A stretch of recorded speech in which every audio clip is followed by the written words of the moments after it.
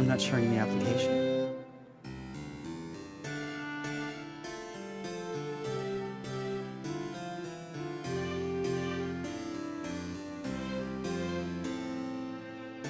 Oh, yeah.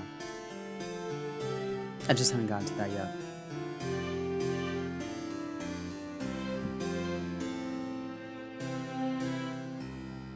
There is a major outage with Caster Labs caffeinated. That's what it says. Which is weird. Oh, it says resolved.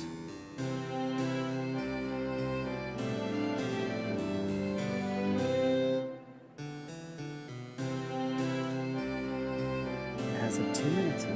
Perfect timing.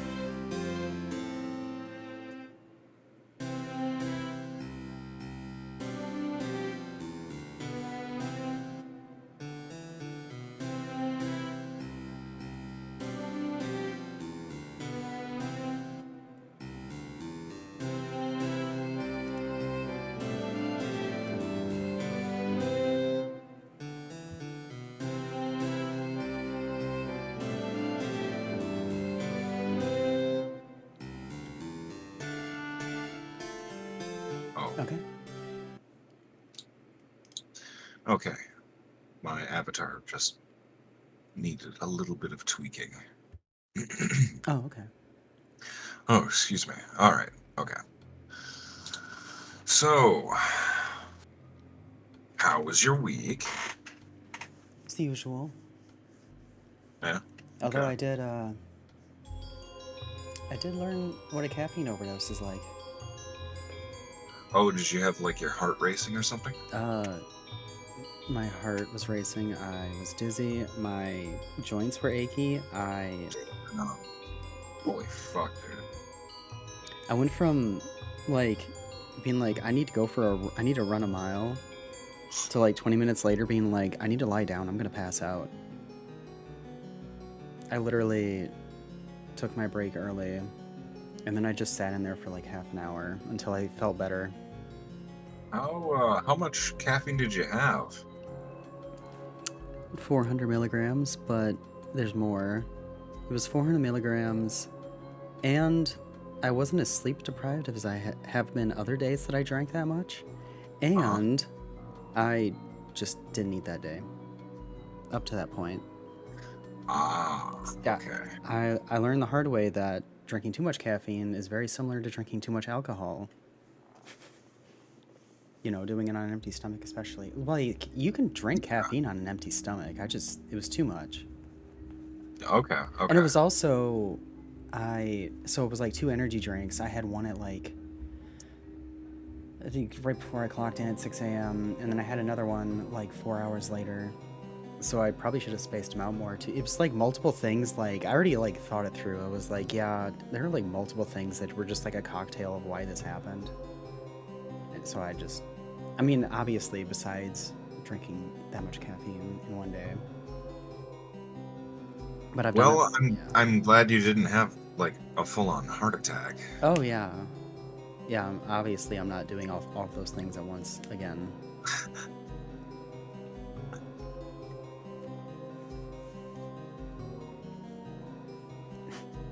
Otherwise, whatever. It was another week. Okay. All right.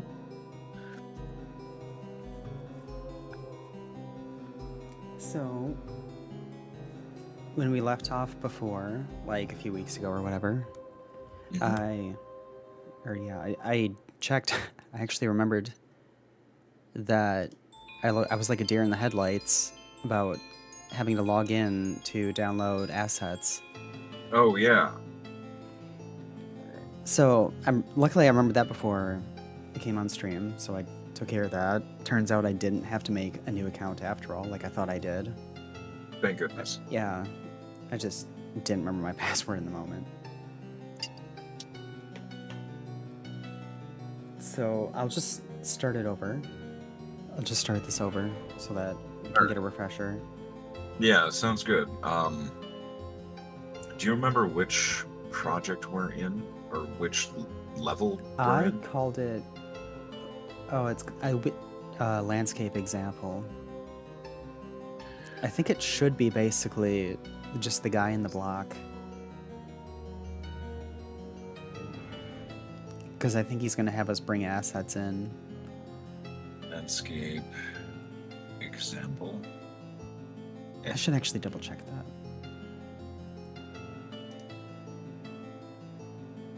Same way we material. If you're I think I found it. and we won't notice any changes. So double click tiling. Add in tile back into our machine. Both are gray, same exactness, and press shift and Shoot.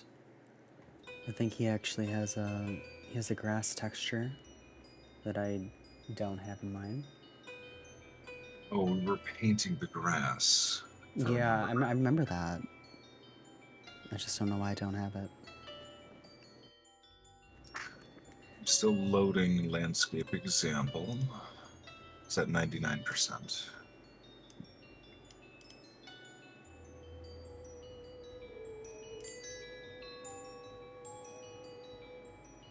I think I have like the things. Hello, Kelsey.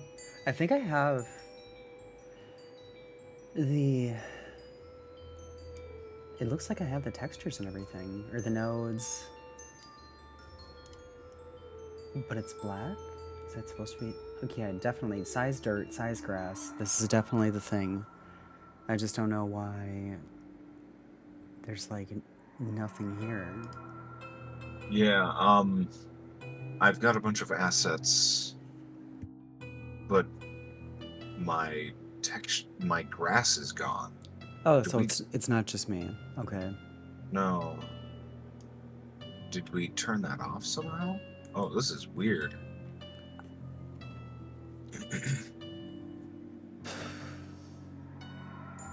Yeah, I'm wondering why. Well, we're both having the issue then. It's got something to do with leaving and coming back. Something just didn't load in right again. Yeah. I have no material or a preview mesh.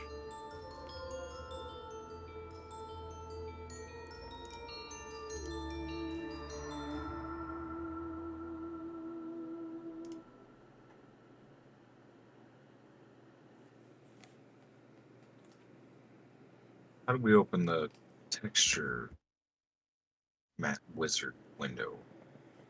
I just like when you boot up the program, it says that there were things that were open and asks if you want to open them again, and I always just say yeah, because I can always just close them if I don't need them. Mhm. Yeah, I'm assuming you didn't do that. So what I have opened is M Landscape INST and then M Landscape. Let's see where are those both at. Content drawer. My stuff.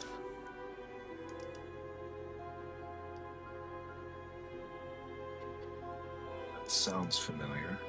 Landscape example, material example, level, landscape example, shared assets, dirt and grass. Yeah.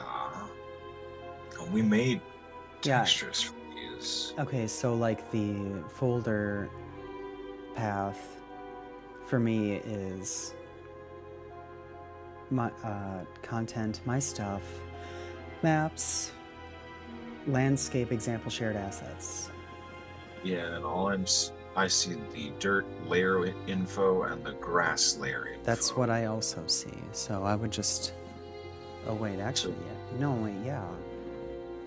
I guess that's not what I have open, is it?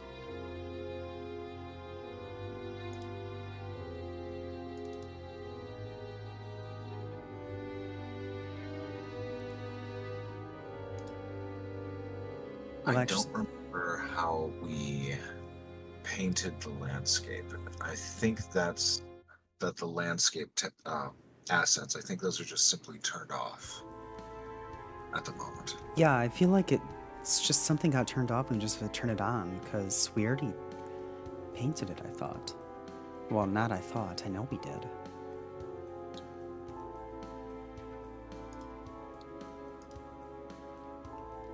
Just what do I have to do to bring the grass back? So let's judge here. So and both are grass and this is the tiling at 0. Add in tiling features for our. Okay, so the preview should be black, actually. But, I mean, why is... What is that texture asset? It's one we made up. What's it called? What did he call it? M Landscape. So the thing that's M Landscape. Yeah, well, that's the node for... M underscore? Yeah, M underscore landscape. Okay. Game my stuff.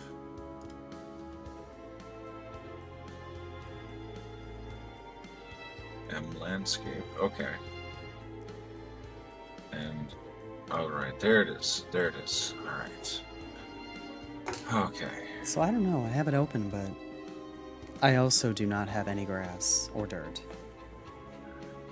I see all the nodes are still there. Yeah. Like, And my textures are completely black. Everything is linked up. Did we finish doing this? Were we in the midst of finishing it? no, I know we left off trying to go into Quixel because that was when I realized that was when I was having the issue. Because we had to go into Quixel for me to, realize, oh, I have to log in to download assets. Yeah. Well, why don't we do this whole grass painting Want to do the portion? grass again? We can do the grass again. Yeah. And we don't necessarily need to follow along, but we can just let it. Yeah, true. Dirt. Inputs are landscape. I'll put a very basic landscape material. Rate the material under my stuff and call this one M underscore landscape. Double click to open it up. And I'm going to dock it up here so I can switch in between my level and landscape. Now the difference between a normal material and a landscape material is one node, and that is landscape layer blend. So select it, and here we have the layer blend. Notice how we don't have any inputs. That's because we need to specify inputs in the details panel right here. So the inputs are essentially going to be layers. So you can have a grass layer, a dirt layer, a sand layer, and then within your landscape editing mode, we'll be able to paint on those individual layers on our landscape. So to add in a layer, select your layer blend, And under layers, click on the add button and make sure you click on the triangles to see the drop down. Now for the first layer, call this one grass, and the second layer, call this one dirt. Now this is just for demonstration, so it's not going to look very good. But to get the point across, let's go find a grass texture and a dirt texture under starter content, textures, and I'm going to use T_ground. Also for dirt, looks like we don't have a dirt, so I'm just going to use the metal rust texture because that does look like dirt and it will get the point across. So drag in metal rust as our dirt. Now hook up grass right there and dirt, and I'll put these into base color and let's press apply. Save everything, jump back into landscape examples, and now to apply the landscape material to our landscape, we can't just drag our material onto the landscape like that. Instead, in the details panel, scroll down and get landscape material and drag on the landscape material to the slot right there and let go. But we get a really weird black texture since we need to specify where these layers are. Right now, Unreal isn't picking any layers, so it's just defaulting to black. Hop back into your landscape mode by pressing Shift and 2, and within Paint, we have our layers. So we need to create our layers and store them somewhere within our content drawer. So to create a layer, click on the add button, and you want to select weight blended layer normal. So select that. It's going to ask us to create a new landscape layer info, and it's going to automatically create a new folder for us where our map is located, called our map name and shared app. This is Assets. starting to... Now we could also create... Just buffered. Okay. I'm looking for that landscape instance. Because I'm still trying to figure out where our things went wrong. Well, okay, so landscape instance, is that what he's working? Yeah, that's what he's working. Yeah. For me, it was in the same folder as M_landscape. I do have M_landscape_ instance. That's how I named mine as well. Okay. And then you just drag and drop that texture? The material, sorry, that's the word. It looks like I have a connection with M_landscape as the parent under general. Yeah, I think I have a parent-child thing going on too. Okay.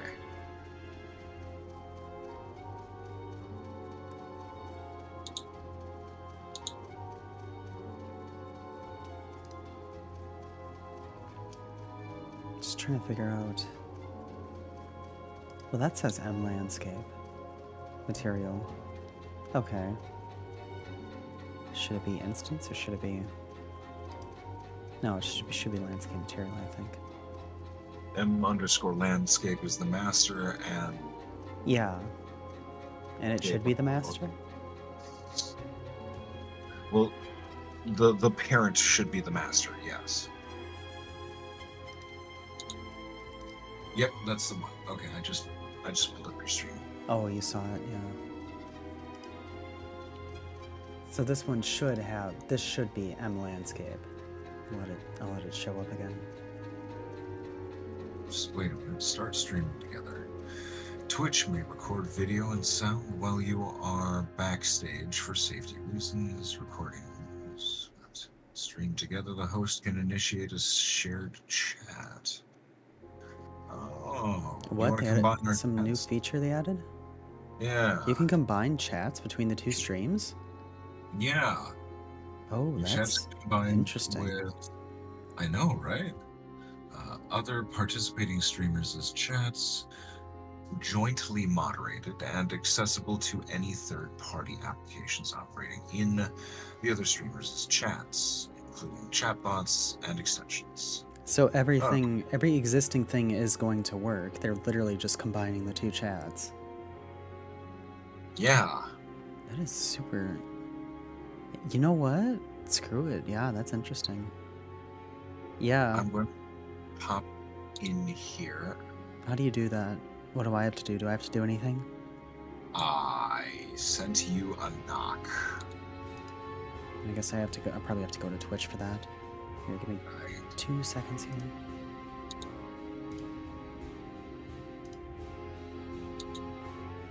Part of it, my problem is that I am. Yep. Okay. Are you serious? You're gonna make me... Yeah, okay. Hold on. Wants me to verify with my phone number. Oh, Let me hide that quick. I guess I sent you an invite. Yeah, I'm working on it. Okay.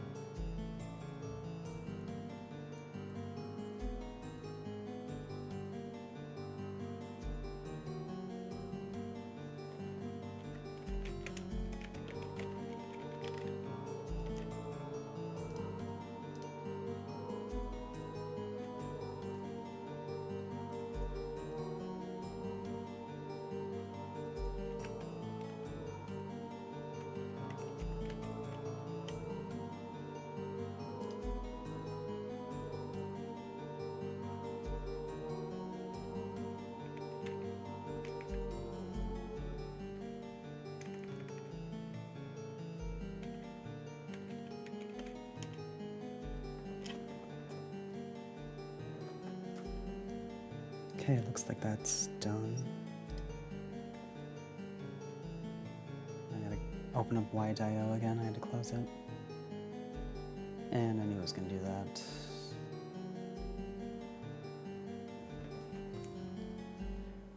Okay.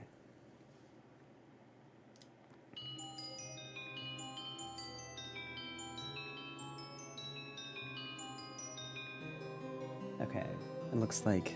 make sure your mic's off.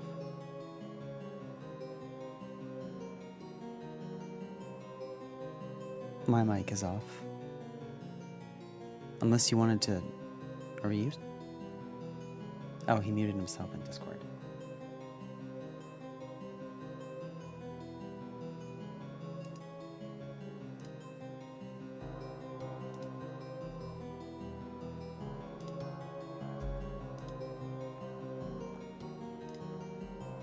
Oh, come on. Are you serious?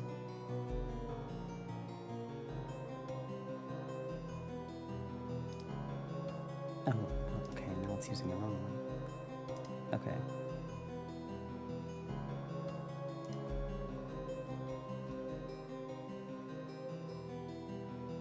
Did you want to use the Twitch chat? Can you hear me?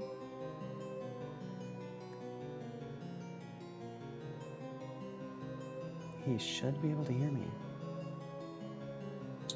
I can hear you. Can you hear me? Yeah. Can you hear me? Well, no, I can't. Oh, hold on. Wait, did I mute you? Let me see here. Oh my god. Mike, line 6, Elgato. Oh, that's the Elgato song. Yeah, sure. What? Okay, can you hear me? Yeah. Yeah, I can hear you now. Okay. Okay, I can hear me.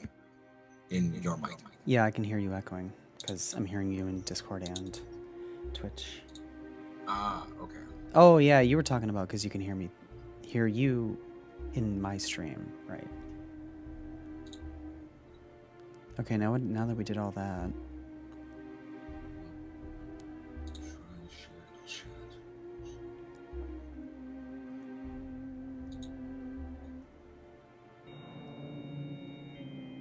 Okay, I'm muted in Discord. oh, I just realized we did all this just for me to remember that I'm also streaming on YouTube. I wonder how that works. Like, Oh, okay. well, I don't know if my Well, yeah, let's use the Discord. You know what? We're gonna try it out anyway. I guess if it's a one-sided conversation, I'll know for next time. Oh, okay. Because I'm kind of curious now. Because maybe it'll work. Maybe it'll be okay. I don't know.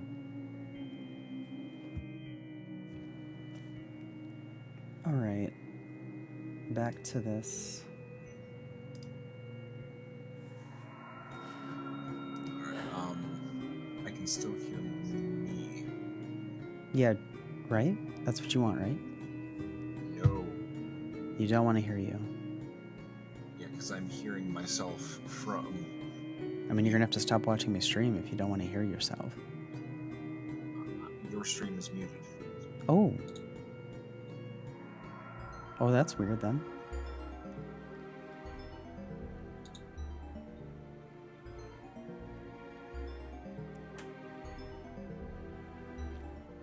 Well, I suppose you didn't mute me. You didn't mute yourself on Discord. Well, wait. No, that doesn't make sense. No, I'm muted. I meant... Never mind. Doesn't matter. Didn't make any sense anyway. I'm just trying to think why you would hear yourself. Are you streaming...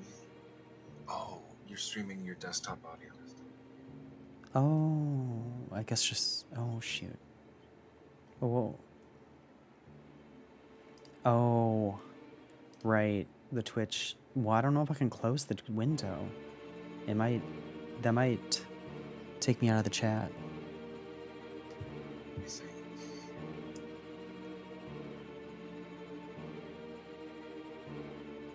Yeah, that's probably why. I wonder if I could just... Well, actually, hold on. I have an idea. Your audio source. Move tab to new window. Twitch. Share chat. What is your audio source? Here. Do you still hear yourself? Yes. Oh, seriously? I really thought that would fix it.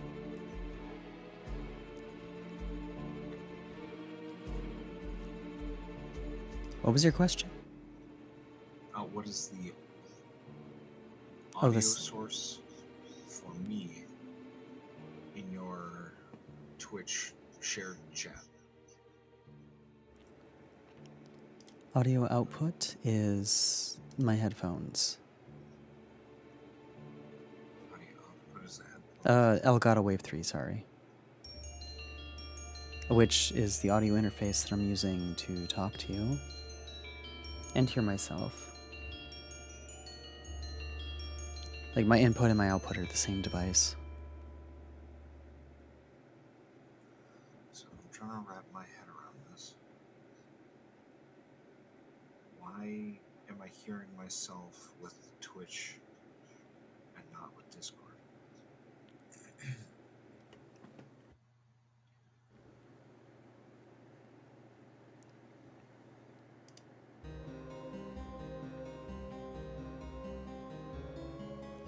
Twitch Audio output. Discord is what? Twitch recommends desktop audio capture. For the record, it says in output settings, Desktop audio capture. which is what I'm already doing. That's what I've got too. Wait, mute browser sources. This allows you to capture. Oh, actually, I might have to do it this way. Via Sweet. streaming software.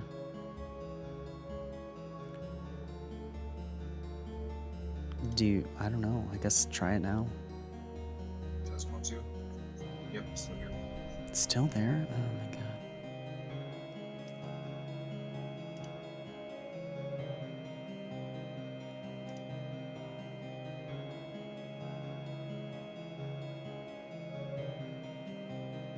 Well, this is a bummer. This is like adding a whole nother layer of things now that seems to not be working out. Yeah. Well, Let's just go back to Discord. Maybe some other time. we can continue to I'm share. sure it's just a skill issue. Yeah. Okay, I'm on Discord. Okay. Oh gosh, that Just was so leave the confusing. stream. I was gonna leave it for like. Oh yeah, just leave It's the thing doing up. the Yeah, we don't shared chat. have to talk to each other. Yeah.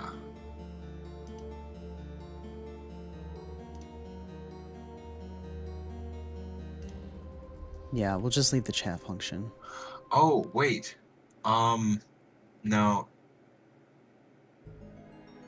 I'll look further into this later. Yeah, but we can I look like into it the later. shared chat feature. That seems cool. Yeah, if nothing, I at think least we're sharing the chat. I'm not totally sure. Shared chat is enabled. Yeah. Okay. Cool. Well, let's just continue this way. Yeah, at least there's that. That's cool, at You least. got your test. You got it. I see. Once dearly beloved, say test. I'm saying test. I think your bot popped up too in my stream, so there you go. Hello? Hello? Oh yeah, that's right. I forgot I was still muted in Discord. Oh, I was just about to ask. Okay. Well, tech issues resolved, I suppose. Resolved by going back to what we were doing. Yes. We tried. We tried. That's good enough for me. Oh, now we gotta go back and figure out why I can't see grass and dirt. Yeah. It's like the parameter values are there still. I remember those parameter values too. I feel like we're getting close to an answer. Well, yeah, we just gotta keep watching, I guess. Create a new folder by right-clicking and going new folder, or we could pretty much save this anywhere else in our project, but I'm just going to leave it as default value and also leave it at the default name it's generating, which is grass_layer info. Click save. Now we have our layer right there, and we can see our grass has been applied to our landscape. Let's do the same thing for dirt by clicking on the plus button and going weight blended layer normal. Select that, and for dirt_layer, also click on save. Wait. Where's he looking at that? Oh, the paint thing. I mean, I kind of figured there was... Oh, Yeah, let me how do let you me- let me At look the at it select again. that for dirt, now we have the default anywhere else, new, shift and 2, go. Just totally not paying attention. But we get gonna a go. really weird black texture since we need to specify where these layers are. Right now, Unreal isn't picking any layers, so it's just defaulting to black. Hop back into your landscape mode by pressing shift and 2, and within Paint, we have our layers. So we need to create our layers and store. Okay, that's it. Shift 2 to switch to that mode. I just realized, I guess I'm supposed to also have, you know, like hills and stuff. Oh, do you not? Do you?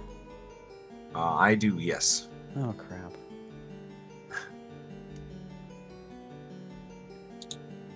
There's no way I didn't save any of that. Oh, you know what it is? Everything's hidden, Hidden. I think. Toggle visibility of the object in the, you know? It's hidden. Well, maybe not. Alright, maybe not. Shoot. I thought maybe that was it. I mean, it still might be. Did you actually put hills in? I'm not I sure. remember doing that. Oh, okay. I'm looking here. Okay, I'm trying all these toggles. Well, and then, they're not you know, working.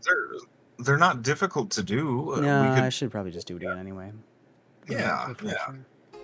But then I gotta go even Store them somewhere within our content drawer. So to create a layer, click on the add button, and you want to Gotta wait for select the back. weight with and to black. They're going to be layers and different and intense. We are any edits we make to our landscape. So let's finally go over the landscape editing mode. And to do so, I need to come up to my mode selector and select landscape from select, or I can press Shift and 2 as the shortcut. So by default, it's going to give us this brush right here. And as you could probably guess, hold down the left mouse button, I'm able to sculpt and raise the terrain. So left mouse button is to raise the terrain. If I hold down Shift and left mouse button, then I lower the terrain. And by default, we are using the basic sculpt brush. I can even increase the tool strength. So right now it's at 0.3. Of course, if I bring it up to 1, then our sculpts will be a lot more intense. Even holding down Shift, I can really lower the landscape's terrain. If I want to, I can control the fall off of this brush with the brush fall off. So bringing it to 0 will mean there is no fall off. So I get some insanely harsh sculpts happening. Or I can bring it all the way up to 1, which makes the fall off non-existent, giving us the smoothest brush as possible for really faint changes to our landscape. Now, a shortcut to increasing the brush size is to use the right bracket key on my keyboard. So right bracket key will increase my brush size and left bracket key will decrease it. Very similar to Photoshop shortcuts. So that's the basics of the sculpt brush. As a reminder, if you ever want to get back the default values of any property in Unreal Engine, go to that property and select the arrow right next to it to reset it back to its default value. Now let's go over the smoothing brush. And as you can guess, if you have some really harsh landscapes and you want it to be smoother, like right here, it was really harsh since our fall off was non-existent. Using the smooth brush, I can smooth away those bumps in the landscape. So pretty great. And I don't know if the bracket keyboard And- shortcut is still relevant. It worked for me. Oh. It's changing my snapping parameters. Oh, that's. Position snap. Oh. Yeah. Did he say bracket or angle bracket? The brackets. They're the brackets. Left and right brackets. Yeah, that's changing my snap value. Oh, that's weird. That's weird. It's changing Actually, my let me- brush size. Let me pull up your stream. I mean, there's not much Alright. to see. It's just I Paint left brush bracket and it gets smaller, and I right bracket and it gets larger.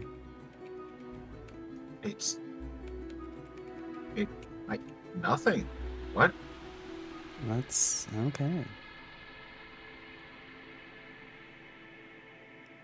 What the fuck?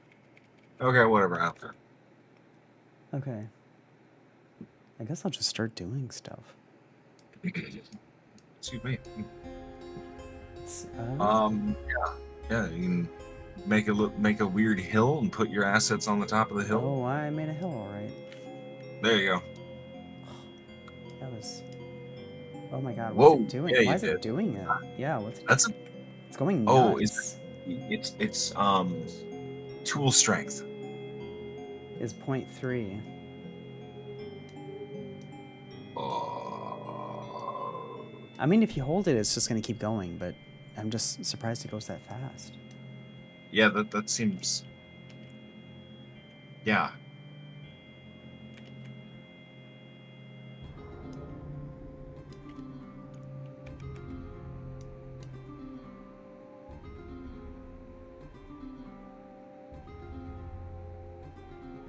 Brush type. Oh, that's kind of neat. Okay. Pattern brush. Yeah, that's. I don't know about that. Work with entire landscape components. Just do everything, I guess.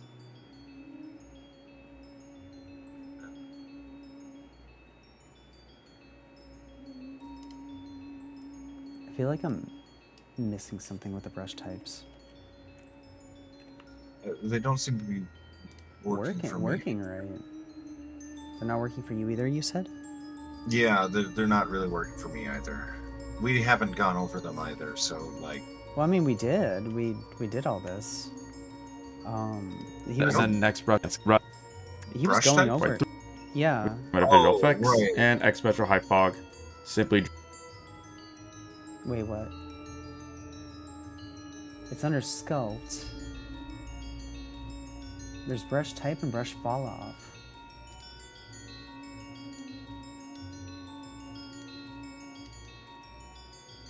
Oh, sculpt, not paint. Yeah. Oh, okay. Oh, I see. I might be Alright. overthinking it. I think it's just No, the you leftmost got one. it. And... Yeah, I think I was just overthinking it. Nah, yeah, it seems fine. It's okay. Sweet. Yeah.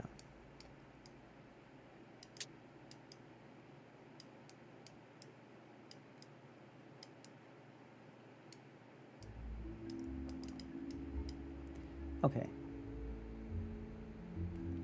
I think a lot of my stuff just didn't save. Well, I don't know. You said that you needed to, or you said that your grass wasn't there either, but you at least had your hills. I didn't even have that. But you have your assets, right? Well, I have them now because I got them right before we came on. Ah, You're talking from okay. Quixel Bridge, right? Yeah. That's only because I did it right before I came on stream. Okay. So... Okay, well, we're going to say we did the landscaping. drag it out. Skip Yeah, up yeah. to... Oh, maybe that's the. Okay, so maybe that's where we ended because we were supposed to make a hill, and then we were supposed to grab assets, free assets. Yeah, we made the and- hill, and then, well, there's an in-between where we made the grass and the dirt. And that's why we have those windows. Oh, we had the windows, so it saved that. I don't...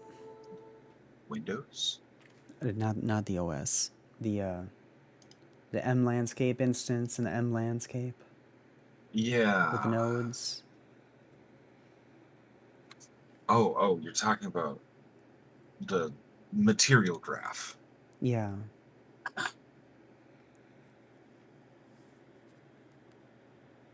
I was still trying to figure out if I like just lost my progress or what, but I mean it had those, so it definitely, because we did go through the landscape materials section. We were watching him explain Quixel. We were actually probably halfway through Quixel before I realized I had to sign in, and I was just like, let's just call it. Yeah.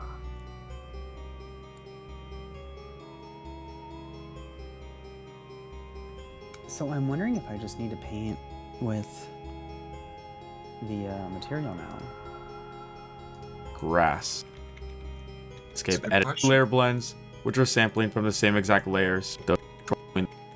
It's fine, but shine, press apply. And our landscape component has been applied to our land. What's up? Okay, so we're applying the textures to the land now. Yep. How do we do that? That's what we're gonna recap on, because I don't remember either. Landscape. I assume it's painting. Actually, it's probably that same... No, it definitely is. It's the same paint tool. Oh, you see you have the sculpt, and then directly to the right of it, there's paint. Okay. It's a missing asset. That's why it's not working. Paint. See, I got big question marks where those layers are. I had a feeling something like that happened. It just lost them. Wait, but if you look down, that's for me. Let me take a look at your stream here. Hold on. Yeah, and if you look down, there's grass and dirt. Yeah, then that's what I'm saying. I've got question marks for the previews, which has to mean that it lost the folder You're path, right. the file location. Import. I did Rebuild notice. materials. Oh yeah. Uh, How do you do that? Import. I just Oh yeah. Maybe. Oh. Oh, okay. They just disappeared from me now. Oh, that's because I went to manage. That's why. Import. Rebuild materials. Really? Okay, be that way then. Game. My stuff. Maps. wait. Landscape example. Shared assets. No, it should be there. This should be working. maps. Should definitely be working. Yeah. Dirt layer. How do I pull the content drawer out? Oh, in the bottom left. There's probably a hotkey too. I just don't remember it. I just go for the. Well, It's right in the bottom left, so I always just go for that. how do I not make it a weird tray?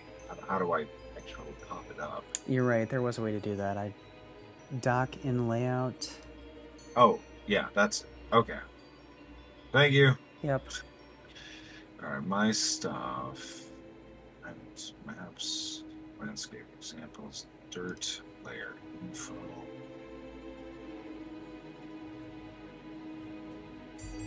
What the hell? What if I just delete dirt? Flip, drag it in. What?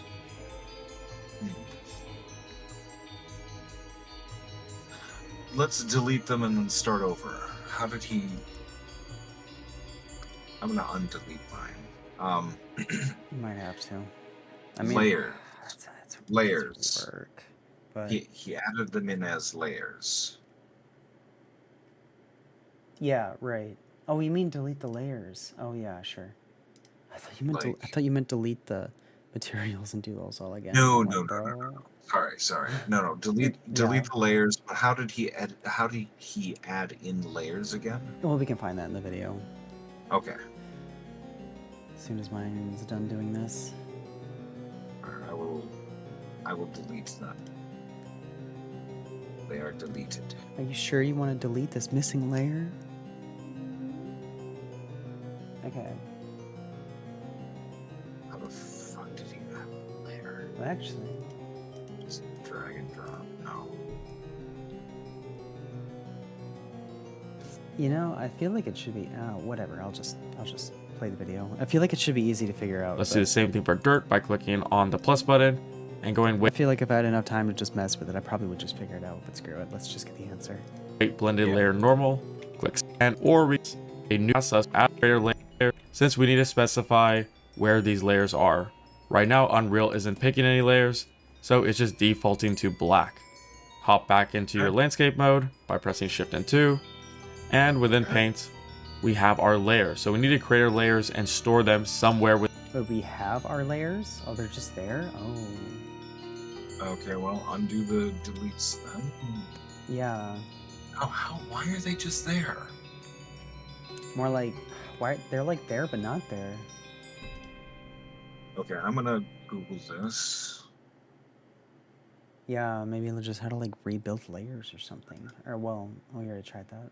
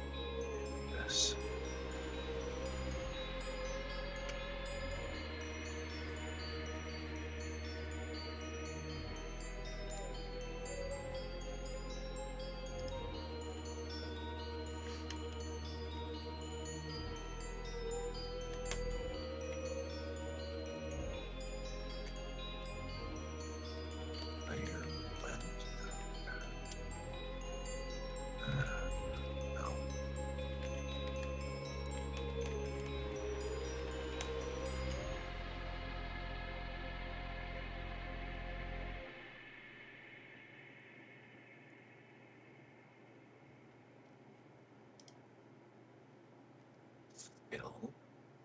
Right click fill. Fill layer. I filled a layer. Oh. Clear. No.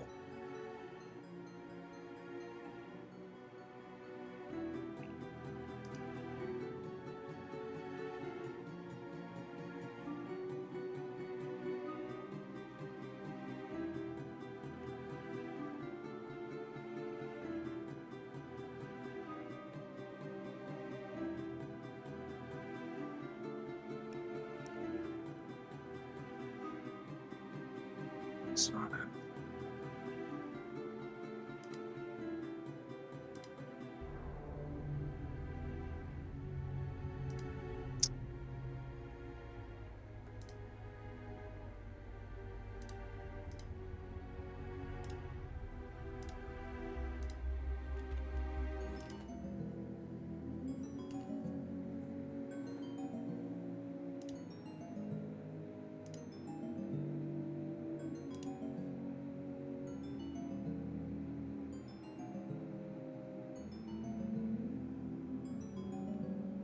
Paint layers not showing after making landscape material. Let's take a look. That might be it.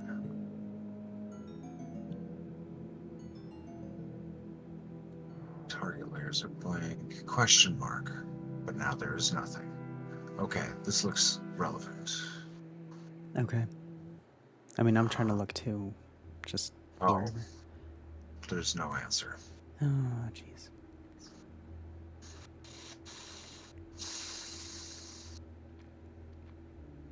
Well, it says the material is working correctly if the preview is black. But the preview isn't black, as it's a question mark. Mine's black. I meant, well, I assume they meant in the preview window. You know what I mean? Not the layer in the paint thing.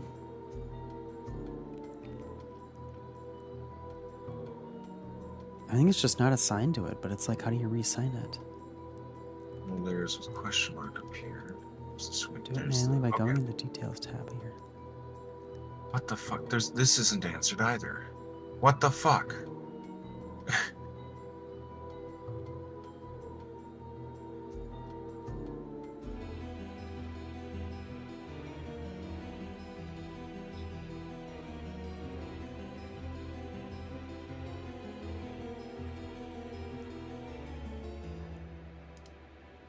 Screenshot.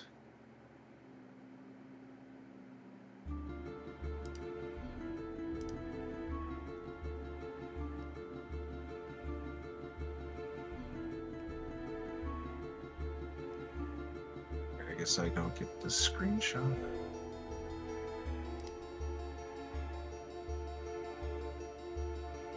Page can't be found, for fuck's sake.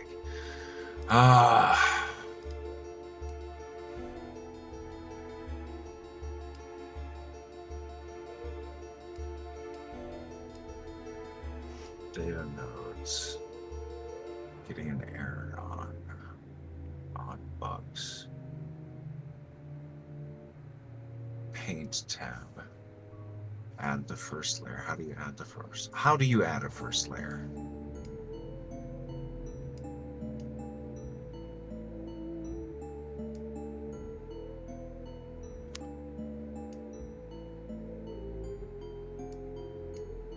Okay, you just... This was never resolved. Oh, great.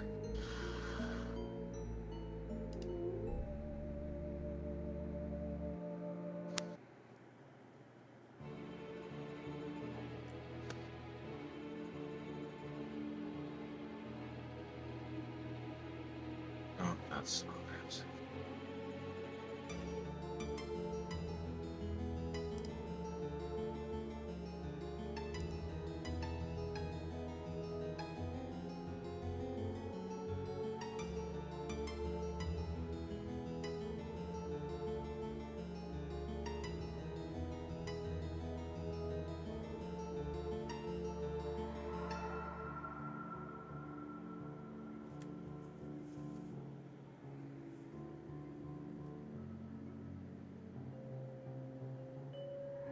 Create the material, then assign the check again.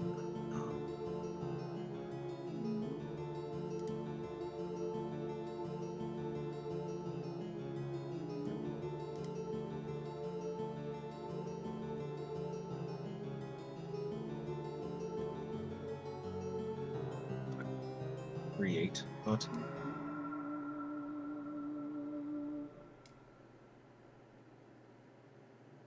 No.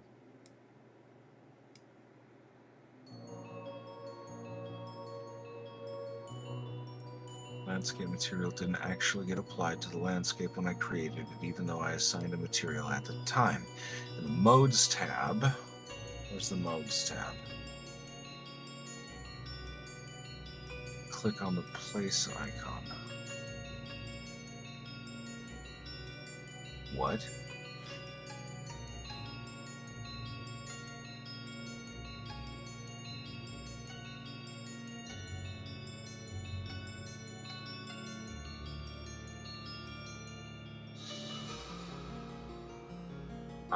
Do you see anything that says modes? Where? Like in the... Modes? What does he mean by modes Okay. tab?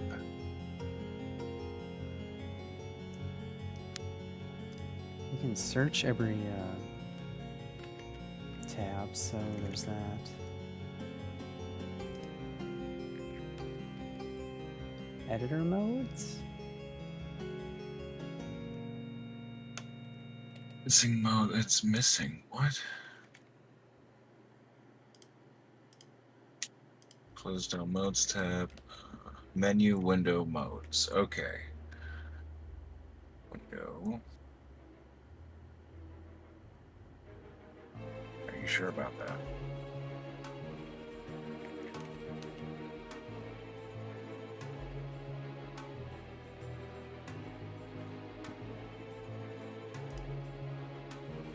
I hate this.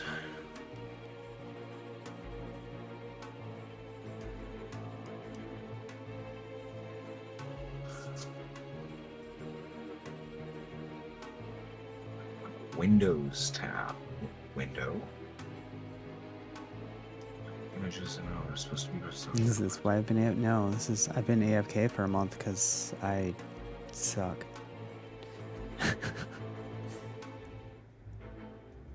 Editor modes. Is that what they're talking Oh about? no, The toolbox. it was not legit open hiding. mode tab. Where the fuck did that go?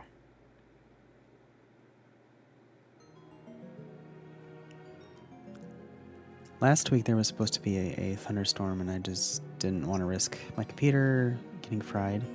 And then 2 weeks ago, I think I just needed sleep. I'm pretty sure I was here like 3 weeks ago. Yeah, which is still like the better half of a month gone, but well, no, it was 2 weeks gone. Yeah, I don't know. We're trying to get back into this Unreal Engine tutorial, and we're having an issue with our textures on the grass and dirt we made for our landscape. It's got like a big question mark, like it can't find it. Yeah.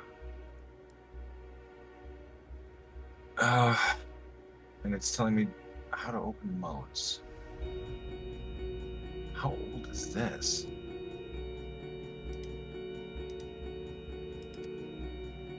Alright, come on. What the fuck?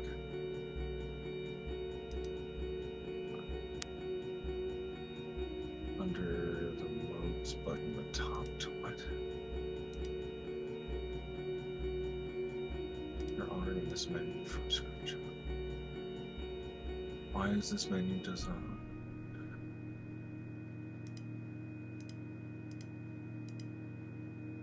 I need this pen on the left. Wow, that's old. Holy shit.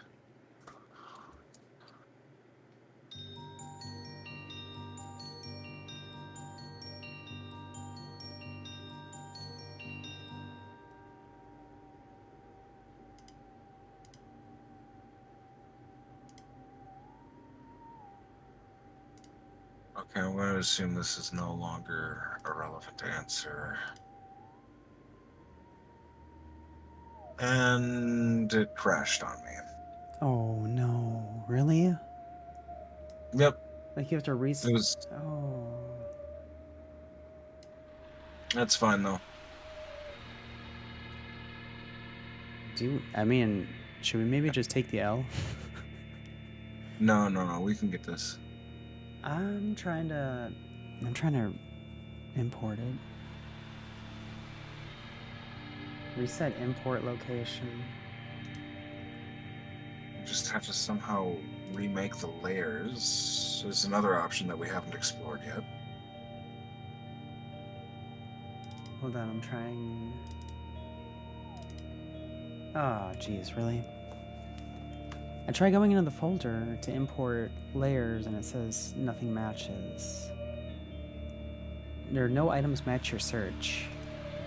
How did he make the layers? Yeah, let's just Within our content pane, so we every watch this front to back. knock layout, we have between them deep sculpt the landscape. But how do I paint a landscape? So I'll invert it up. Now the difference between a normal material and a landscape material is one node, and that is landscape layer blend. So select it, and here we have the layer blend. Notice how we don't have any inputs. That's because we need to specify inputs in the details panel right here.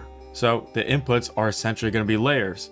So you can have a grass layer, a dirt layer, a sand layer, and then within your landscape editing mode, we'll be able to paint on those individual layers on our landscape. So to add in a layer, select your layer blend, and under layers, click on the add button, and make sure you click on the triangles to see the drop down. Now for the first layer, call this one grass, and the second layer, call this one dirt. Following that? Yeah, I'm trying.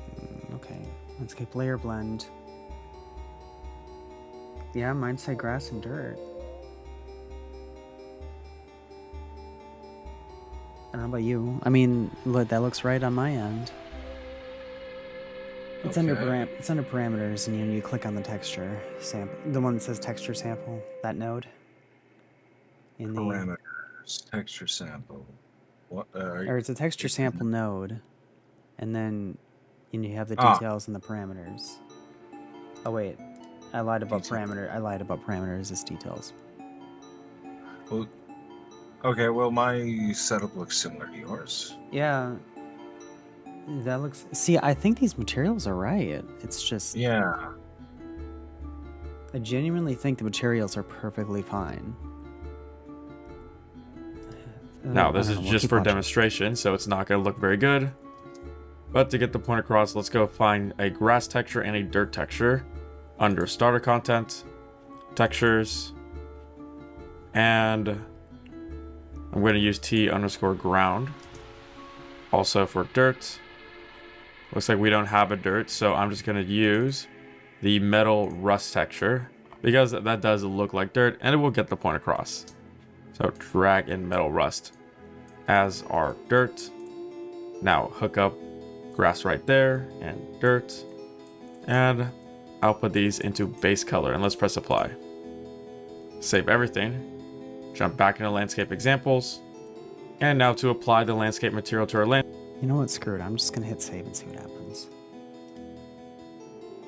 My layers disappeared.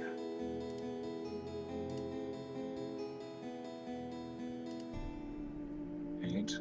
I would No, laugh if nothing. that just magically made it work. Import, select, add. It did not just magically make it work. That was worth a shot. Landscape, we can't just drag our material onto the landscape like that.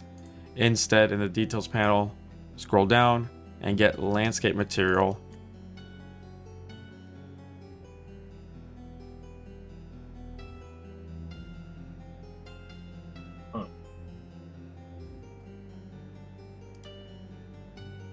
But okay, so in landscape manage, I can't see grass and dirt. But if I go to paint, I can see grass and dirt.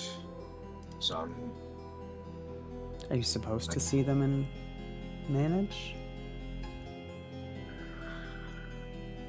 I don't know. I did see them in manage. What can you see? Well, I mean, I can see the layers if I try to import it.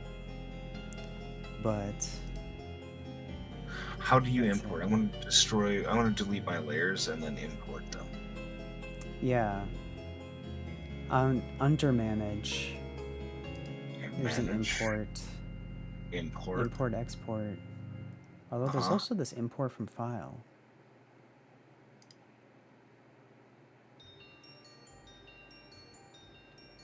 What's next? Hold on. I just want to see if this works before I start saying stuff. M landscape already exists. Do you want to replace it? Sure, why not?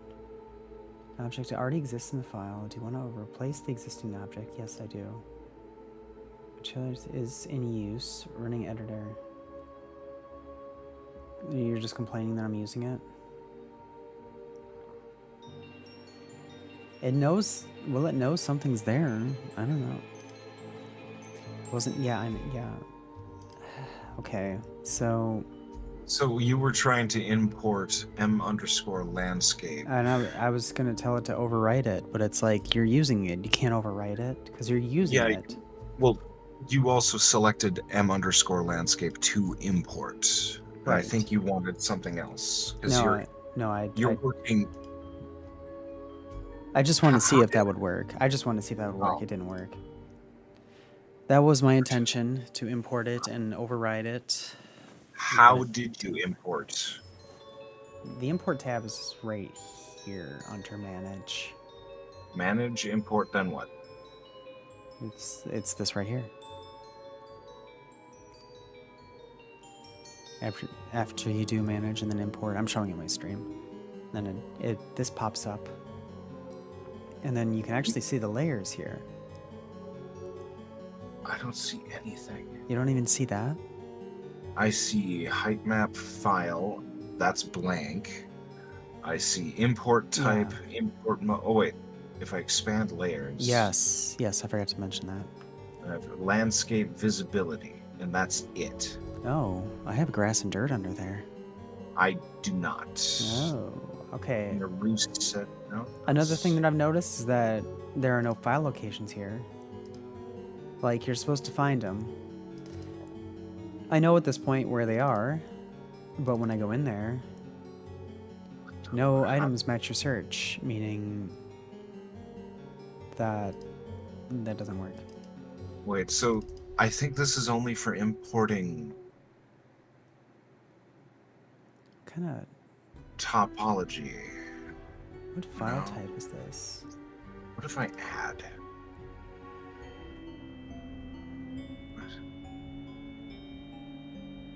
There's no function to add.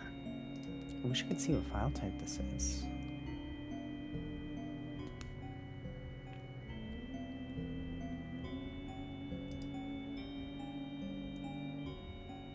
U asset. Okay, so this dirt layer and this grass layer are U assets. That's why they're not showing up in the layers thing.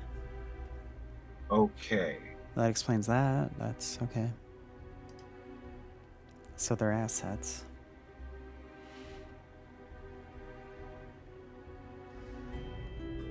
That explains why import is not working. Because I'm trying to import a layer and... Well, yeah, And- these aren't layers. What I thought Oh. were layers are not layers. Okay, I've imported. I remember I deleted the layers. Did that work for you? I undid everything, and now I see them in manage. So, but they're blank. Yeah, the mine are blank too. Oh. I don't think they're supposed There's to no be. location. There's no file path. Yeah, that's what I was explaining. Or, yeah. Okay. And what I was explaining was that then I went to where I thought the file path was, and though they're not there because they're not layer files. Those are asset files that I was thinking of. So I don't know. It looks like we're missing layer files.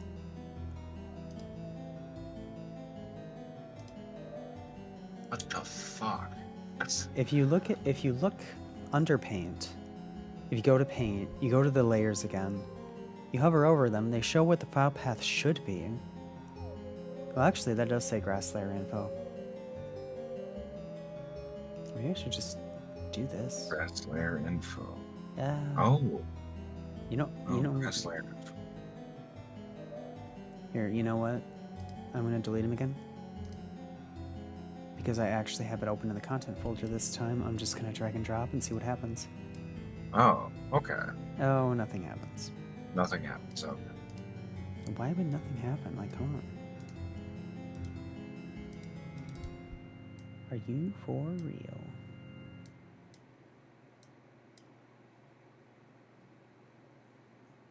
How did this go so wrong? Yeah, seriously. We've been trying to figure this out for like an hour now. Well, no, not an hour. Actually, yeah, I guess basically. I mean, we've gotten nothing done in an hour, so. Okay. Well, do we turn something on to see the grass and stuff? Maybe that's not the issue. Is there a setting? I mean, at first I was just thinking there was something we had to turn on or like reconnect. Well, I feel like there is something we have to reconnect. Yeah. Because, well, you know, I think it did lose the layers somehow. Maybe we just like keep watching the video and relearn how to make the layers. Because I think we both agree at this point, it's probably not the materials. So we could probably skip the part where he makes the materials. Well, no, because, well, I guess because we did. Oh my god, I'm just gonna And drag on the landscape material to the slot right there and let go. But we get a Oh yeah, I was gonna figure out again where this is. Details. But this landscape instance. the landscape. Scroll down and get Do you have a thing called landscape instance? Because I searched for it, nothing came up.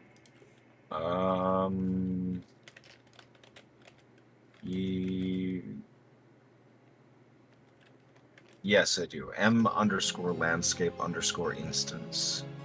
What do we need that for?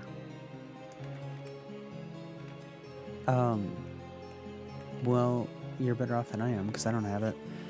Oh. Check he's showing how to bring the texture into there. Okay. landscape material and drag on. Let me see if let's just keep watching. Let's see if he's showing how that's the wrong thing to do. On the landscape material to the slot right It there might not and even be let the go. right thing to do. But we get a really weird black texture since we need to specify where these layers are. Right now, Unreal isn't picking any layers, so it's just defaulting to black. Hop back into your landscape mode by pressing Shift and 2, and within Paint, we have our layers. So we need to create our layers and store them somewhere within our content drawer. So to create a layer, click on the Add button, and you want to select Weight Blended Layer Normal. So select that. It's going to ask us to create a new landscape layer info, and it's going to automatically create a new folder for us where our map is located called our map name and shared assets. Now we could also create a new folder by right clicking and going new folder, or we could pretty much save this anywhere else in our project, but I'm just going to leave it as default value and also leave it at the default name it's generating, which is grass_layer info. Click save. Now we have our layer right there and we can see That's the layer. This actually is a layer. So I was right. Okay, well, why isn't this freaking working? The heck's going on? Also, do you see on the right where it says landscape material? What, for me? In the video. Yeah, well, that's what he was talking about. He dragged and dropped that there, but I can't figure out where the heck that is Yeah. in my instance. Or in my whatever.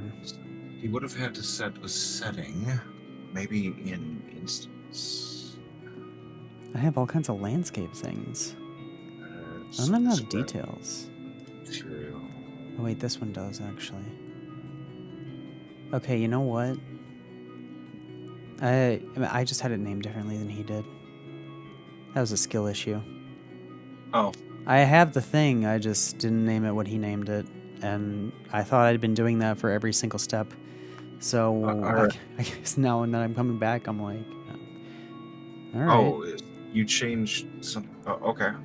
Like he called it landscape instance in parentheses. I did not put instance in parentheses. Oh, So well, and- neither did I. I can't believe I didn't do that, because then I would have avoided this exact scenario. That was the whole point of me naming things exactly the way he was naming them. I don't know why I just didn't do it that time. I'm sure I could go back and look at stream again if I wanted to find out, but... So, this is where you drag the material. 'Cause Okay. I don't have a material there. It said none for me. Walk me through this. Where are you? What are you looking at? I'm now in the landscape thing that he was talking about. Details. What? You click landscape. I guess it's called landscape for you. You click Okay, landscape.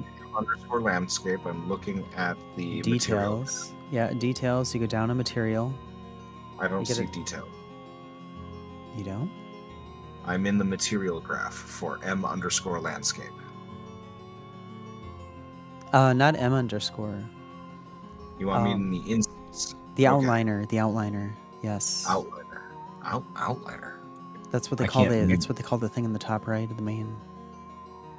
Okay. Oh, I see what it is. Okay. Yeah, Outliner. that's called the outliner. And then you search landscape, Landscape. and then you just pick the main thing that says landscape, the one above all the components. Okay. Landscape instance. Yeah. Or, well, yeah, Okay. if it's instance for you, yeah. And then details is gonna just automatically pop up. Detail. You don't even have to click details. It's just there. It's already there. You clicked on landscape, it already took you to details right under it. Okay. Transform information landscape. Yeah, yeah. Which Yeah, no, yep. Landscape, and then you go down to landscape material, there it is. Landscape material is blank. and now we Okay. have to drag and drop the material. Alright. think. Out of content drawer. Okay, those aren't right. Oh, my stuff. That's my problem. Probably. All right. So we drop M underscore landscape here. Is that what it is? Yeah, I think you're right. Yeah, that one. Oh, and everything else just worked. Once I did that, everything just freaking worked. Oh, there it is. Oh my god. You did it. You did it. You did it. Oh, thank fucking goodness. Oh, and the dirt's there too that I made. Yeah, me too. Oh my god. Okay. Well, now I guess we'll jump to where I wanted to start an hour ago. Yeah. Okay. That was the very basics of landscapes. Now we're going to go over how we can get assets from the Megascans library. So in case you don't know, Unreal already comes with thousands of free high quality assets ready to be used immediately in Unreal Engine. We can get these assets through the Quixel Bridge plugin, which is already installed in Unreal. Before we jump into Megascans, let's make some edits to our world. So first off, I'm going to get rid of my landscape material since I think it's a little bit distracting and I just want to focus on the Megascan assets. That's why it was gone. That's why it was gone. What happened? What? Oh my god. So Did you select just my hear what he just said? I TLDR, I Something don't like about- this landscape. I'm gonna get rid landscape, of it. scroll down to the landscape material slot, and let's reset it back to the world grid by selecting the arrow right there. There we go. I'm not even mad. That's hilarious. That's why it was gone. I mean, we had to figure it out again anyway, so I mean, it's not even that big of a deal. okay. A lesson learned. As less. I did need to. I did need to relearn how to do that anyway. So I mean, Yeah, me yep, personally, I'm me not even too. mad. Yeah. So Yeah, no, I'm not mad at no, all. that's freaking No, hilarious. okay. Oh, fuck. And I also want to lock my exposure with the post-process volume. So come into volumes, post-process, drag it out, and scroll up to exposure. Let's set it to manual and exposure compensation. Notice that there is no change right now because I need to make sure that infinite extend unbound. Oh, wait a minute. I That think I should be already got there. Yeah, that should be there. that. That should all be good to go. But There's let's select, check. right? Right, yeah, post-process volume. I got Process that. volume. Yeah, the thing. Yes. Mine's like grayed out though. It's kind of weird. Huh. Why is mine grayed out? It's like it's there. I'm seeing a difference when I hide it and unhide it. I'm just gonna keep going. Is Oh, turned well- on. What? Well, yeah, like if you were to hide it, it would hide the actual wireframe because it doesn't have a game assets, so to speak. Yeah. It doesn't have a game presence. What I'm saying is, like, I can't. It's grayed out, so I can't click on it. But Hit Shift 1. that did something. Oh. How did you just know that? What did that do? You are now in the selection mode. Oh my god, Yeah, selection. that would be why. Okay. Yeah. Okay. Yeah, it's there. It should be infinite or whatever. Infinite unlock. Infinitely infinite. I'm looking forward here to make sure. Infinite extent unbound. Okay. Yeah, that's checked. I figured it'd be good to go. I just want to make sure. Where do you find that, by the way? You just search for post-process. Oh, it's down. I just saw it. Where to go? It's pretty far down there. It's under post-process volume settings, which is under. Yeah. And it is unbound. Okay, thank you. Yep. Now I can increase the exposure compensation. I found a value of 12 to be pretty good. And I'm also going to raise the position of my sun so we get more. I mean, everything he's doing here, we've already done. Because I guarantee you 1000% we got to the point where we were looking at Quixel Bridge. Yeah. And I was like, oh, let's download this rock that I'm looking at. Oh, I need to log in. Light in the world. So this or a library. And then select Quixel Bridge, the game's account. Go into that, and then you get access to all the way. Click on install it. You need to find it if it's an asset from the content browser. Window just a little bit smaller. Hold down the left mouse button and drag it into your world, just like if it's a. Oh, okay. That was the other thing I was going to check. It's like how you performance issues detected. Oh, yeah, we detected performance issues with your stream together session.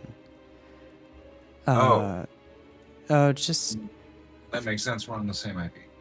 yeah. Which I mean, we're not talking to each other anyway, so who cares? Or we're using Discord, I should say. Well, that's probably another thing too, is that we're using Discord.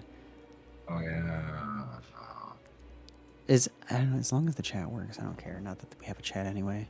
It's just you and I. Okay, I'm not gonna worry about that. I'm not gonna worry about Twitch. It's fine. It's all good. I'm not getting any errors myself, so I think we're good. Oh, well, there you go. Even better, because you're the one that you're that area. You're the one where Twitch is the primary. It's not even my primary. Oh, yeah. Okay, all right. The asset from the content browser. Oh yeah, that's right. Bring the rock in. Where did there it is. There's Bridge. Take this thing I grabbed and I downloaded it. Oh, I only grabbed the medium quality? Oh, can't have that. No, I'm just kidding. Ah. Okay. Yeah, that worked. It came in. And now we have our rock in our world. Importing realistic assets into Unreal Engine have never been this easy. And if I press Ctrl and Space, we can see in our content folder that 2 new folders were created, specifically Megascans and MS Presets. So Megascans contains all our Megascan assets that we get from Bridge. For example, we have a folder called 3D Assets, and inside 3D Assets we have another folder called Mossy Forest Rock, and right here are all the assets that make up specifically this rock right here. Now the other folder, if we go back to content, right next to Megascans is MS Presets. So MS Presets contains all the master materials that Quixel Bridge uses. So if we go out into content, back to Megascans, 3D Assets, Mossy Forest Rock, we'll see that the material that's using is a material instance. So it's not a material by itself. If I scroll down to the material instance, we can see what its master material is, and it's using m_ms default fuzz material. And if I click on the magnifying glass, it's going to jump to its location, which is of course under MS Presets, which contains all those master materials. And you'll also notice that we do get a bunch of parameters. So we're going to go over all the main material parameters that Quixel Bridge provides to us, which we will use consistently. So to begin, let's go over albedo controls. And I'm going to move my window off to the side so we can better see our assets. So albedo tint does exactly what the color tint does that we just created for our own master material. So I can completely change the color of my asset. I'm going to press cancel since I don't want to make any changes to my color right now. And below that is albedo controls. Now we don't see any albedo controls right now since I need to click on the triangle icon to get a drop down. So right here we have saturation, brightness, and contrast, and they all do exactly as you would expect. Saturation increases the saturation of our asset, bring it back to its default value of 1. Brightness controls how bright the asset is, and this is probably the parameter I use the most with Megascan assets, especially if I'm trying to get a lot of different assets to blend together well. I'm going to try to control their brightness to make sure they all have a similar value to each other. And below that is contrast. And all of these have a default value of 1. Now below that is metallic. Generally I don't have to play with it because this asset isn't metallic. But if you do want to override one of the metallic behaviors, for example, increase the base metallic from 0, which is what it should be since this asset is a metallic, to 1, and then bring metallic map override to 0. Now we can see that the asset is metallic, although I wouldn't recommend you to do it, but it is good to know that those options are there. So I'm going to reset them to their default value. And then below that is roughness. So roughness controls how shiny the asset is, exactly what we learned about during the PBR section of the material chapter. So max roughness is at 1. If I bring this to 0, then the rocks have no roughness and are really shiny. I'm going to bring back the roughness by setting it back to 1. Below that is normal strength, which is like the flattened normal, although now if we increase normal strength, the normal increases, and then if we decrease this to 0, then the normal map has no effect on our assets. So obviously we do want to leave this at 1, so the normal map has a little bit of an effect. So there's still a bunch of other parameters that we could play with, but these are all the main ones that are needed for props just like this.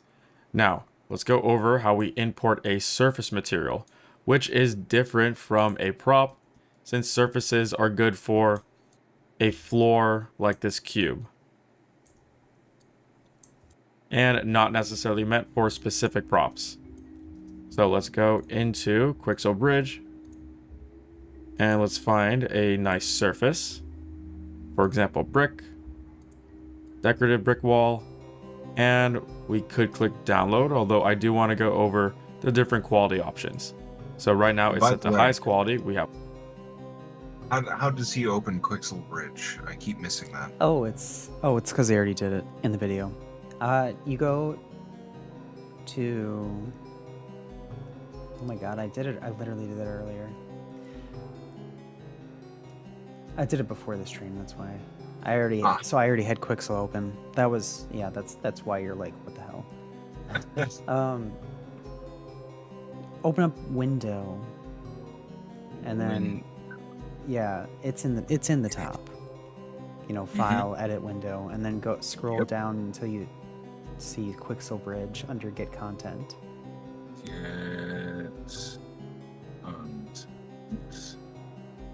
content. Quixel Bridge. Okay, I see what you're saying. Yeah, just click it. Sweet. Surfaces. All right, and it'll load. Go ahead and continue. I'll just follow along. Oh, I'm just gonna. Well, I mean, we could. Oh yeah, whatever. I mean, he's just showing how to like do what we already did, dragging and dropping the rock. Gotcha. He's just saying just do that now with this surface on that block that is sitting right next to our thing, which actually our little guy. So yeah, the block. I think we're gonna turn into a floor of some sort. He's just showing how to add a material to an existing asset that you've made. You know, material, as he said, materials that aren't necessarily made for a pre-made asset in Quixel. Okay. So just pick a material.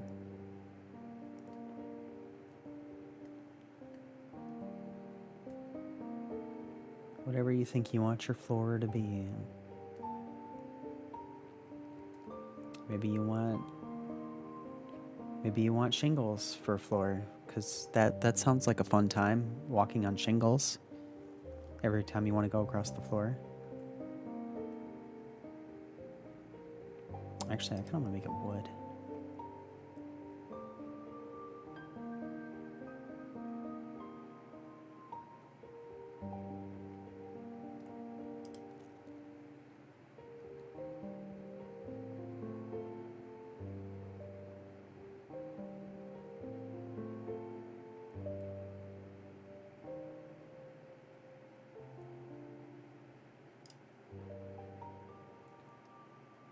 Ooh, that looks really neat. Yeah, and he was just about to explain just qualities, which Okay. I'm sure are literally as straightforward as bigger asset, nicer looking, or bigger file size, I should say.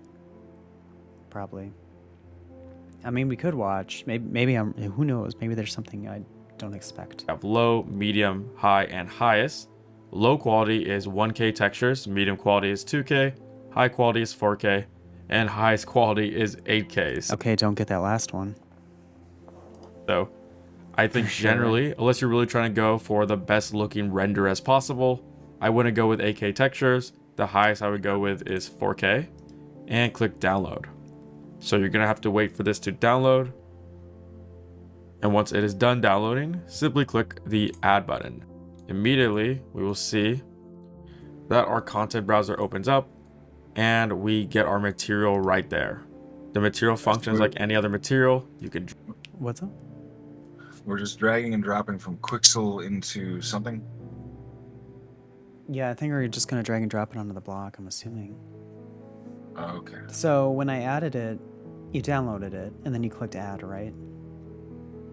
So when you click add, it just brings it up in the content browser. Uh-huh. Oh, great. It's going to make me sign in too.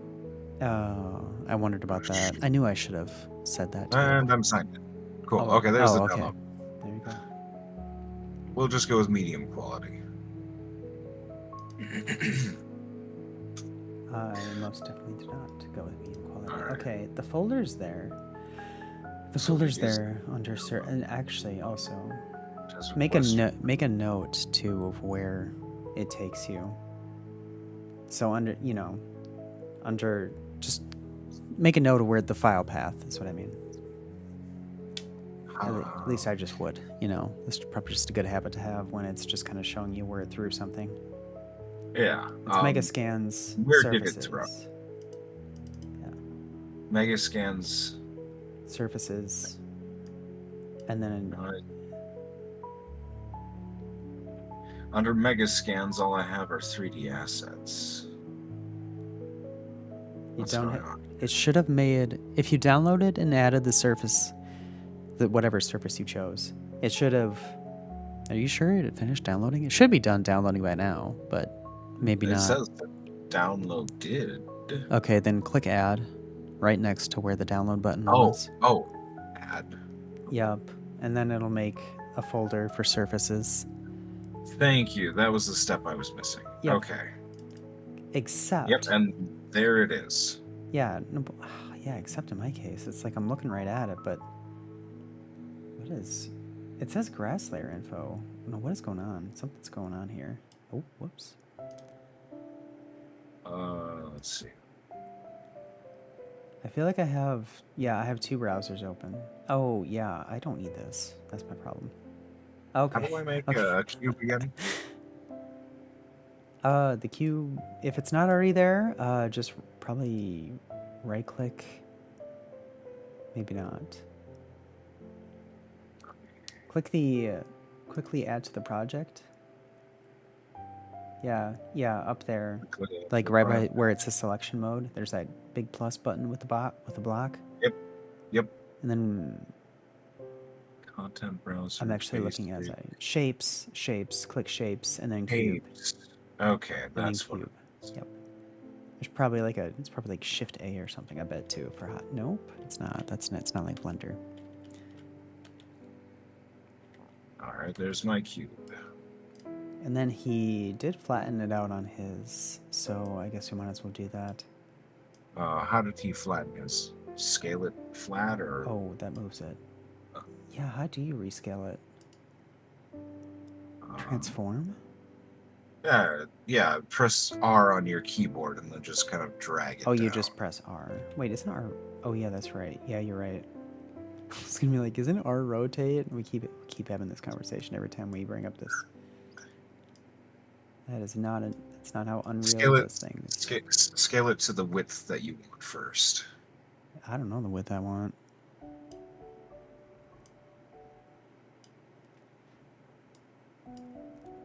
Oh my god. Okay, I see why you said that. What the hell happened? Or wait, unless... Oh, actually, I think I just need to bring it up.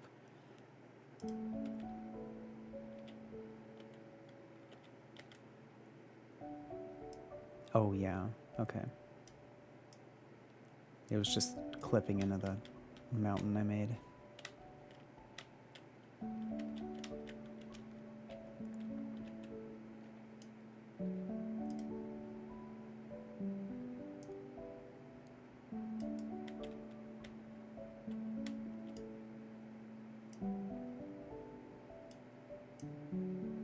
Yeah, I think I've got something I can work with here. Yeah, that'll do. Okay. And now we just drag and drop. Probably. Oh yeah, that worked. Just simple as that. Drag and drop, and oh my god, that looks gorgeous. Nice ruddy. Oh god, this does look good. Holy cow! It applied the normals on its own and everything. Oh yeah. Oh, Well, that's because that was nice. that's the whole instance. Yeah, you know, the whole Oh, shebang. that's amazing. I like it. Yeah. I like it a lot. Oh yeah. She bang, she bang. She moved. She moved. So jealous of how rich that guy got. It's so fucking racist too, but it's fine. Yeah, that was. Well, actually, are we even thinking of the same thing? I'm thinking of Mad TV. Yeah, William Hunn. No, I think I was thinking of Mad TV, which made fun of that. Ah, okay, gotcha. So it's like, yeah, it's the same but different. Okay. I kind of want to like. No, that's fine. We'll just leave it. Okay. I'm gonna see what I want to see what he does next. Drag it and Okay. let go to place it on an object. So now we have our brick in our world. I could select this brick and open up its material instance to see what parameters we have, and the parameters are pretty much exactly the same as beforehand, except I want to point out what global does. So global controls our tiling. If I click on tiling offset and then click on the drop down, we see tiling X and tiling Y, if I want to tile it more on the X direction, I can increase this. If I want to tile it more on the Y direction, I can increase this. Or I can decrease the tiling in the X and Y to make our texture larger. I can even offset it, so move this texture in the X or Y axis of our object's texture UVs.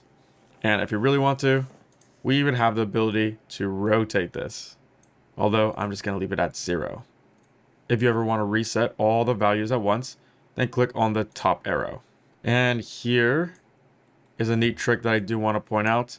Let's say you want to go to the folder that this asset is located in, but you don't want to have to navigate to that folder manually, go through all your content folders, and try to find where this asset is located.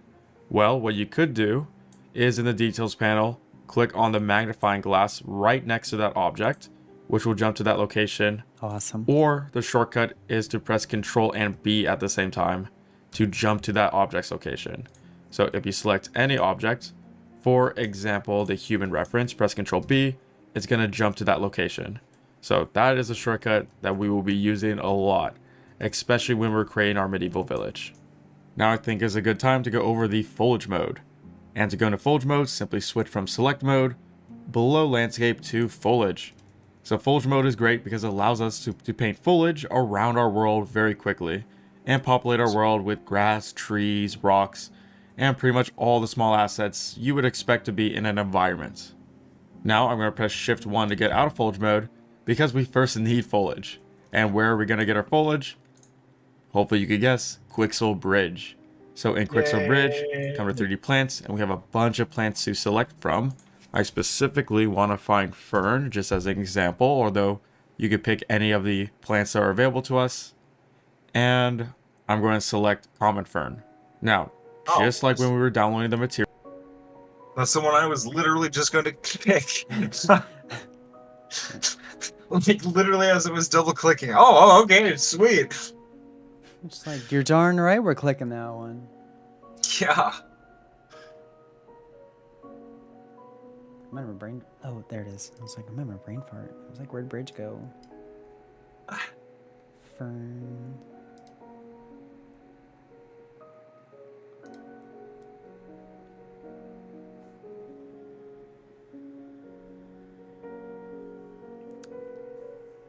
Seems they also have a shrubbery. Oh, we're not going down that road.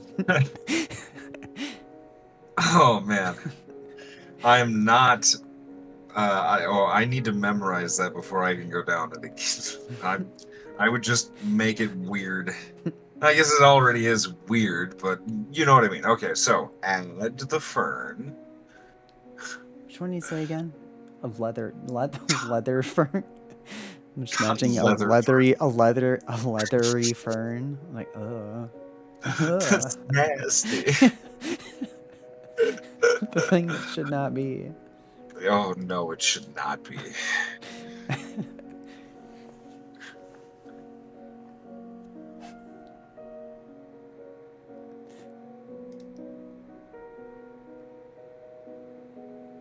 Click All right, add. so I've got the fern added into my project. Okay.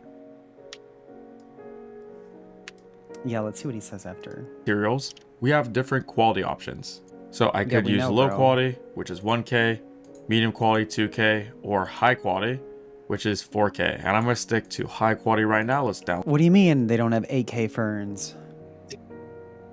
it.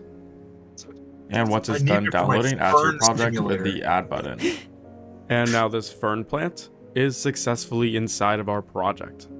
I can drag this out, see exactly what assets were made available to us. Unlike other Megascan assets, foliage can have multiple objects. So here we have 3 different ferns, and let's open up the material instance to see what options are available to us.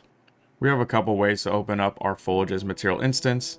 Number 1, I could go into the details panel with any of these selected and select the first material available to us, or I can press Ctrl and B to jump to that object's location, which is our fern folder, and select the material right here. I want to make sure that I select the material that doesn't have billboard inside of it.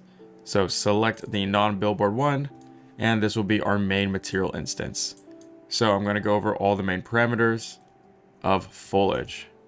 So first off, we have color overlay, which is essentially functions just like our color tints.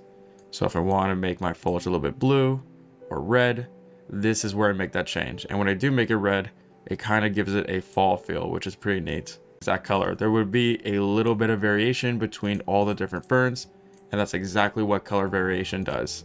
If I bring this up to something large like 0.5, notice how each fern has its own individual tint. Now normally you don't want it to be this intense.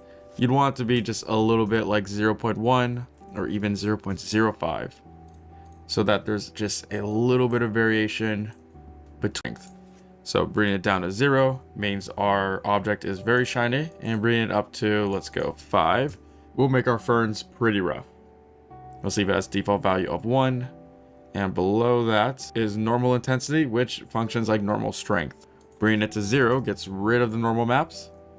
So this is with the normal maps and this is without. Or bringing it to 5 gives our strength and desaturation. So light doesn't just stop when it hits a leaf. Instead, light goes into the leaf, it bounces around a little bit, and then it leaves the leaf. So that is where translucency comes in. Translucency is how much light should bounce around inside the leaf. It's at a value of 7. If I bring this to 0, then we have no light bouncing within the leaf. If I bring it up to 1, then a little bit, 2, a little bit more, 5, and finally the default of 7. And below that is translucency desaturation. Notice how if I bring it down to 0, then it becomes completely desaturated. Now the light inside the leaf is white. Or if I bring it to 1, then there was no desaturation when the light was bouncing in the leaf. So I'm going to leave it at the default value of 0.95. And finally, we have probably the most important parameter, and that is enable grass wind. So turn this on and then set it to true. So now our plants have wind, which adds a whole nother level of realism.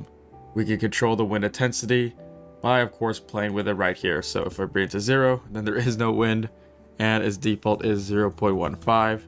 Maybe if we're inside a hurricane, make this 0.5, and now it's super intense. So I think 0.15 is a little bit too intense by default, so I'm going to bring this down to 0.05 for just some really faint. I don't know why the way Unreal does that doesn't seem natural. It just looks like it's just kind of morphing it. Right? You know what I mean? Wasn't even Oh. looking at. I was watching it. Movement. I'm just like- Maybe if we're inside of no wind, Yeah, and it's its like, default is 0.15. Maybe if we're inside a hurricane, make this 0.5, and now it's super intense. So I think 0.15 is a little bit too intense by default. Why? so the entire geometry of the item is like warping and moving as though it were water under Yeah, current. Yeah. Right? And that would work for something that was like underwater with a current. I'm not saying it's useless. It's just Like it's not flexing the way like the leaves are stretching as they're blowing the wind. Like that's not how leaves work. No. They stay the same shape. They just move around. Exactly. Like I don't know why they thought this was this. I don't know why they thought this was it. This ain't it, Chief. So I'm going to bring this Nerds who down don't touch grass. Yeah, right. to 0.05 for just some really faint movement. Now you probably notice throughout this entire time is that the foliage pops a little bit as I go further away or closer up to it. Yeah, and this popping is a level of detail. So we can better see level of detail by opening up the foliage in its static mesh editor. And right here we have LOD. LOD 0 is what the foliage will look like when you're really up close to it. And actually, let me go uncheck the grid so we can better see this. LOD 1 is what it will look like when we get a little bit further away. When the camera gets even further, we go LOD 2, further LOD 3, and finally we go to LOD 4. And as we increase LODs, as the camera gets further and further away, we lose more and more geometry. Until we get this weird thing right here, which is essentially just a picture of the fern, which is pointing at the camera. So this material right here is what the billboard is. So that's why we weren't editing this material, since this material is completely different from our main material instance. If we did edit this, then we wouldn't see any changes right now in our world, since we're zoomed up pretty close to our ferns. We would notice a change if we're far away, and hopefully you can see it in YouTube. All of our ferns just transitioned to a billboard, which is the furthest LOD possible. So that's important to point out, that if you do make a major change to these ferns, for example, let's give them a color tint of blue. We have blue ferns, but if we go away, our billboards are green. Oh. So we also have to go into the billboard material instance, which is the second material, and change this color to blue to match the main material instance. So there are only two of them, because one is the billboard and then the other one is all the same thing. The real thing. Yeah, it's all of it. Like, all the other ones are the same asset, I guess you could say. And then it's just because it needs. Yeah, and because it needs to behave so differently. It's a separate asset. Mm-hmm. So we get a better transition.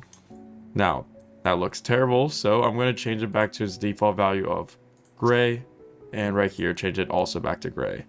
And I can exit out of all of these and save everything, because now that we've gone over the material parameters for foliage, we can talk about the foliage mode editor, which we can open with the shortcut Shift 3. Right here is where we get all the assets that I want to paint onto our landscape. We can see that it was already auto-populated by the foliage that we downloaded from Megascans. The reason why is because Unreal is smart enough and Megascans is smart enough to know that if we're downloading foliage, odds are we want to paint it.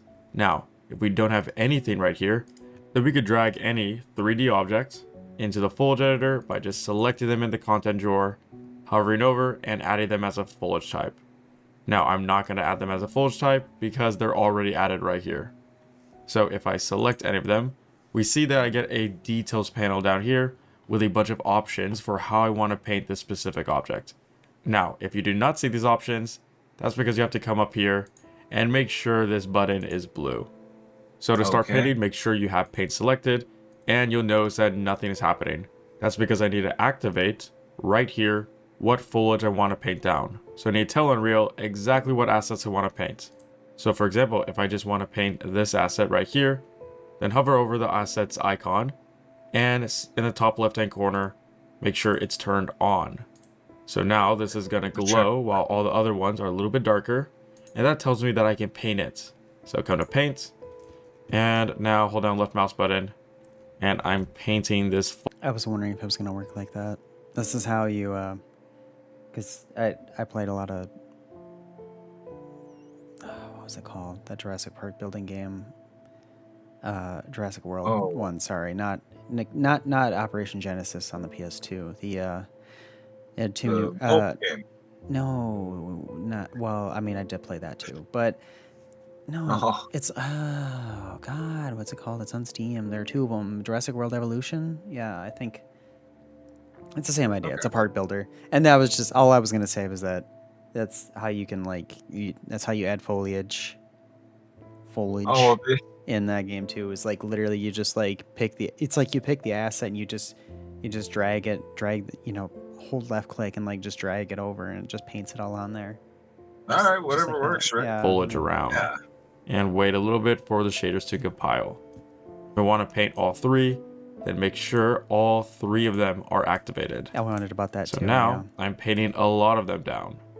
If I ever want to get rid of these or erase a specific foliage type, make sure that foliage type is selected and hold down shift to erase them.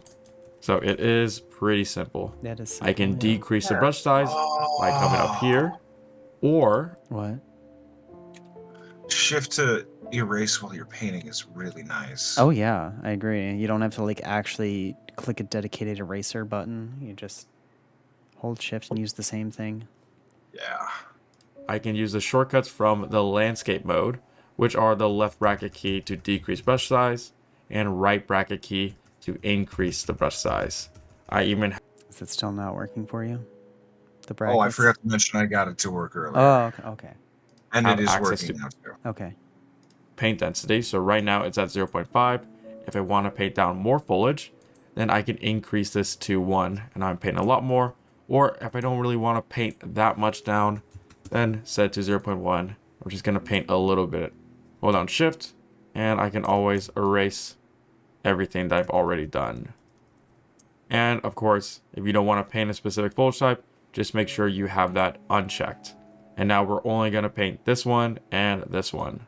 So if you want to quickly select all the foliage types, then you can press Ctrl and A to select all.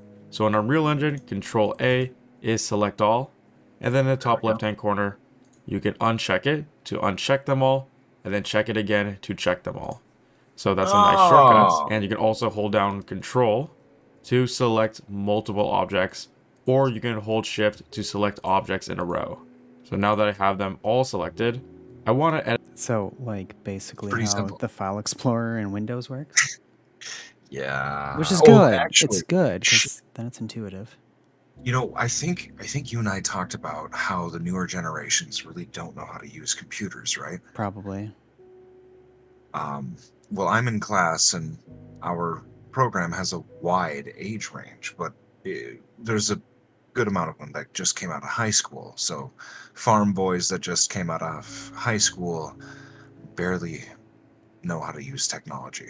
That makes more sense, because it probably, I mean, they're probably spent their lives on a farm or something, and it's probably just, it hasn't really been relevant to their And like lives. at the same time, the technology they've been exposed to through public schooling is and you told me this, it's so dumbed down and watered down that they genuinely barely understand how to operate a file system.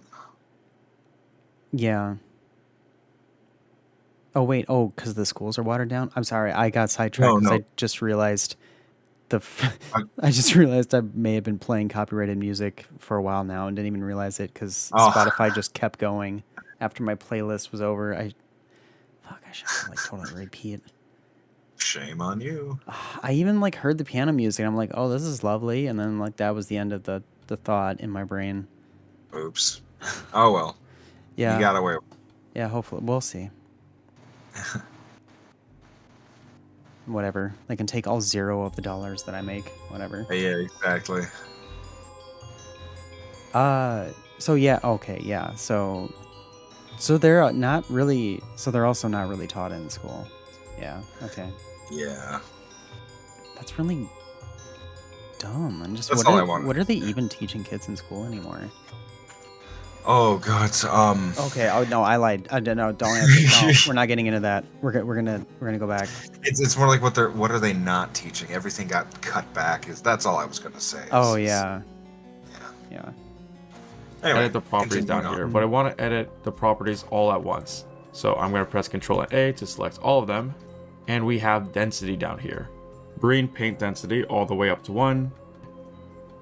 And we can see that, yeah, this is pretty dense, but what if I want this to be even more dense?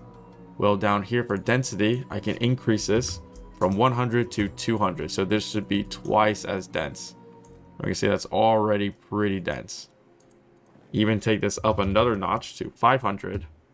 And now we are going to be painting in a lot of ferns. That's probably a bit much. But these ferns still look a little bit unrealistic. And there's two reasons. Number one, I think the variation of our ferns is a bit too much. So let's jump back into our material instance. And for color variation, I'm going to lower that from 0.05 to 0.01. Okay, so that's better. Shit. He's But doing things. all the ferns have What your things? I was like erasing the paint. What, Oh, you were doing. Oh yeah, he was just showing how dense you can make it, and then he Okay. decided he wanted it to be not quite so varied. And something about the realism. He's like changing. Well, settings. yeah, he was just reducing the variation Oh, okay, never mind. in the color specifically. Yeah. Okay, gotcha. All right, thank you. Yeah, I actually haven't even painted any of these yet. see how that goes for me. Okay, that took a bit. Oh wow, that like... Does it do better when...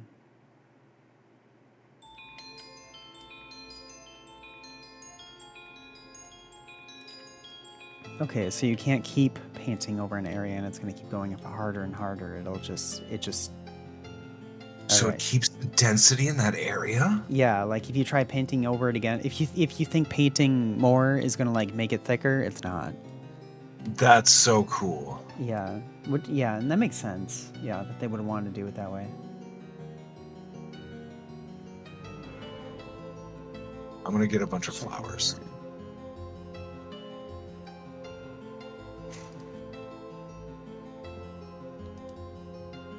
Got a feeling he's going to teach us about this scaling.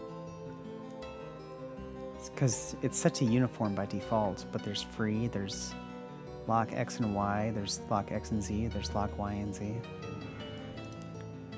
I want to see what that does. Oh, yeah. It doesn't really seem to be doing anything. Well, I guarantee he's going to teach us that, because you think Yeah, you would want to know how to change the size of the foliage too, just like a random variety of it. Yeah, okay. Well, then let's let him keep rolling then. Yeah. Have the same exact size. And plants never have the What'd I tell you? same exact size.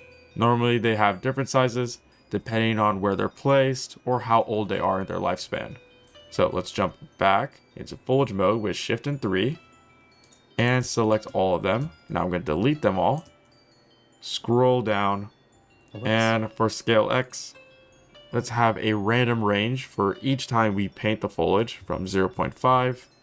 Oh, that's what I'm missing. That's why it wasn't changing. I wondered about that.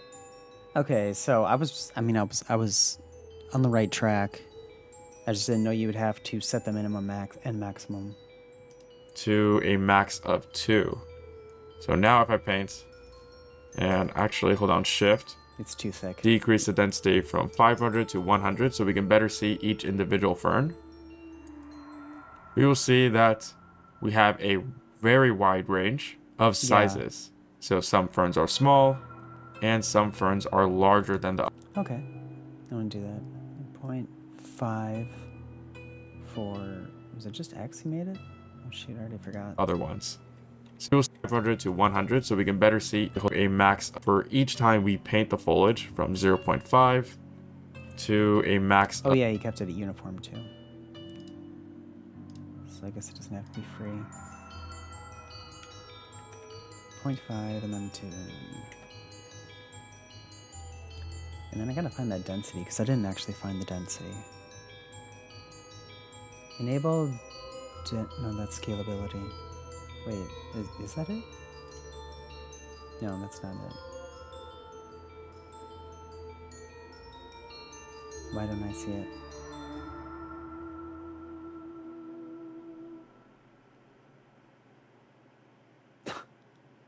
Seeing yaw in pitch for ferns is... That's interesting. Oh man. Doesn't make any sense.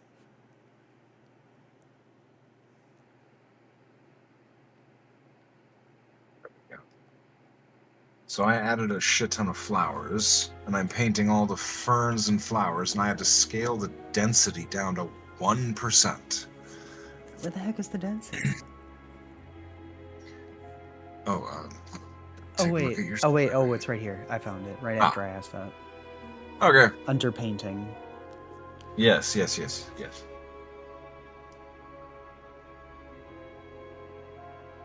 god, not that much. That's gonna be thick.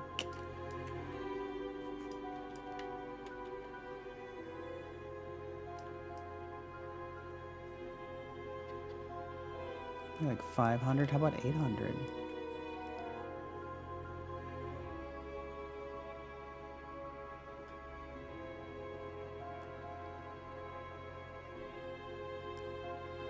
Form scaling. Free scaling. Lock X. Oh, you talked about that earlier. I just tried holding shift while moving to run faster. Oh. It did not make me run faster. No, you weren't carrying a knife. No, it changed to erase. Yeah, right. Which I guess you could do with a knife too. Oh, scaling does not. Excuse me. Scaling does not affect density, by the way. No, it doesn't. Yeah, those. Oh, I mean, it makes sense that those are two totally different things. Oh, geez, they're right in the same freaking thing. They're both in painting. I feel kind of dumb now that I didn't realize it right away. Ah, it's okay. Okay. I'm gonna see what he says next. Of 2. Okay.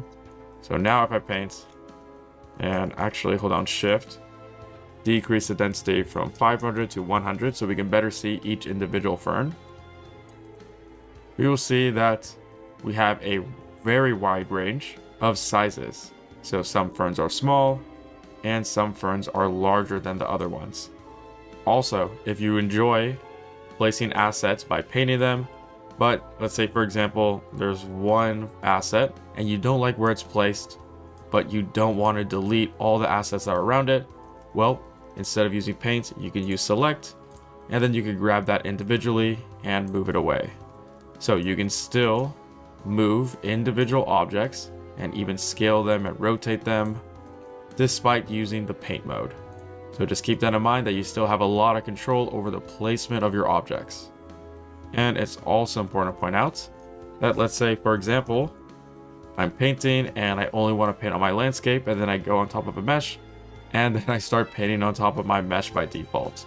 Also, when I now move this mesh around, we can see that that foliage is stuck to that mesh.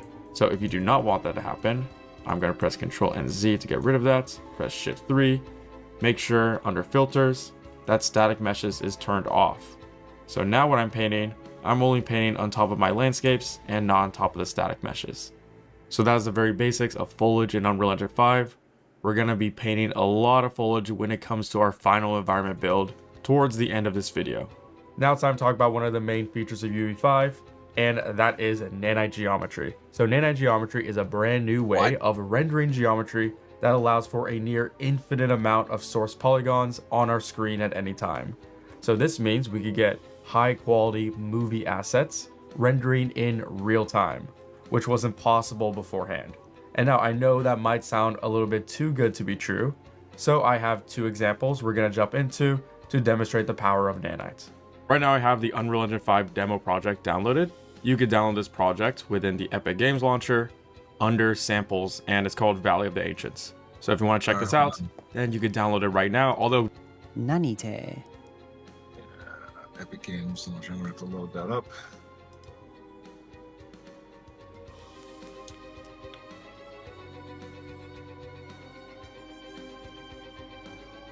Unreal Engine Valley of the Ancients. Let's see, where do you find that? Samples. Okay. So I'll just bring this down and show everybody. All one of my viewers. Be me, but okay, samples here. Valley of the Ancients. There it is.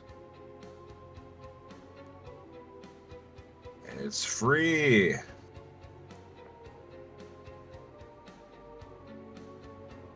Create project, I think, right? Yeah. Alright, I've got everything saved. Valley of the Ancients, create. That one, Alright. that one on the left seems to be. Whoa.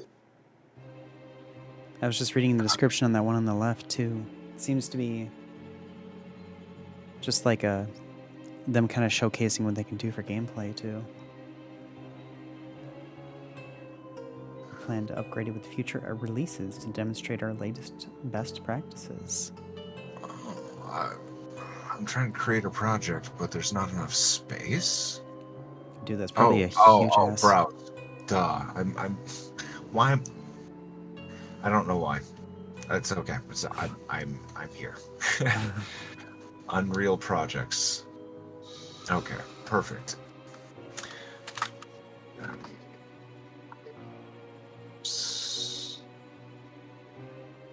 Ancient. I decided to select my C drive, but here we go. Creating again. What? Hey, What? what? Why is it What's going? it doing? It went to my C drive again. Unreal projects. Is Value that the where your Unreal Engine is? Is it? I mean, I don't know. Maybe it wants you to put it in the C drive for some reason. I've noticed some programs just don't like working if they're not in the C drive. Vault Cat. What? Why?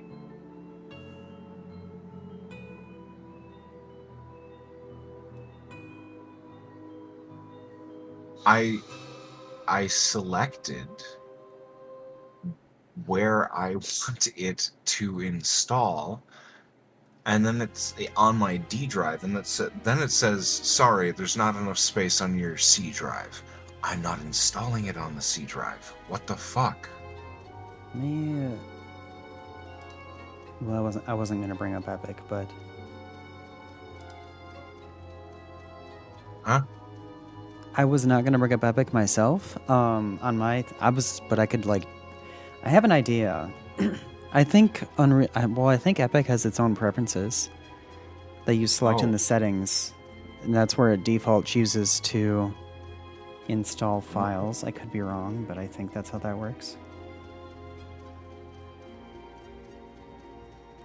Here, let me. I'm not seeing anything.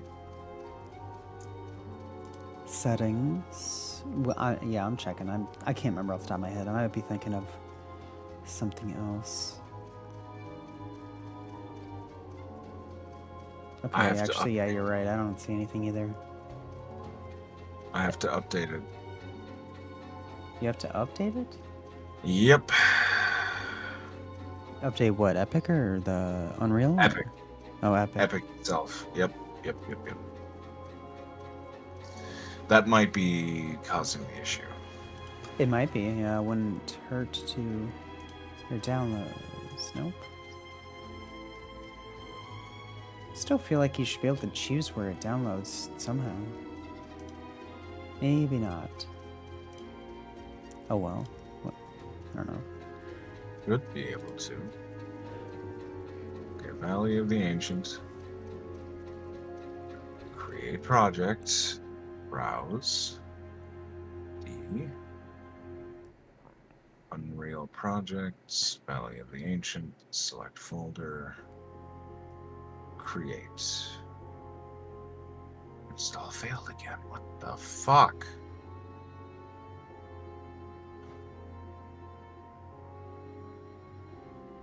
It's just Now I that. have Did it that. say the file size again? Yeah. Okay.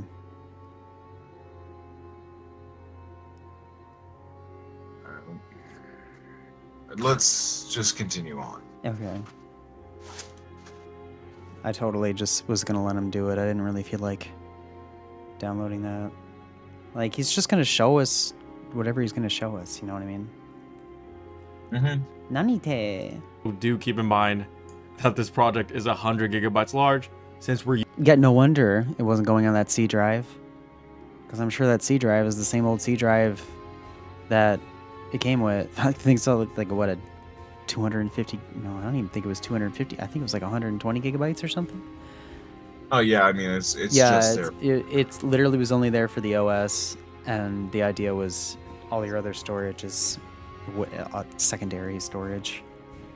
When I built that PC, using really dense models, 'cause that was back when SSDs were stupid expensive. So it's like everybody was just getting really tiny one for the OS and then having hard disk drives for storage.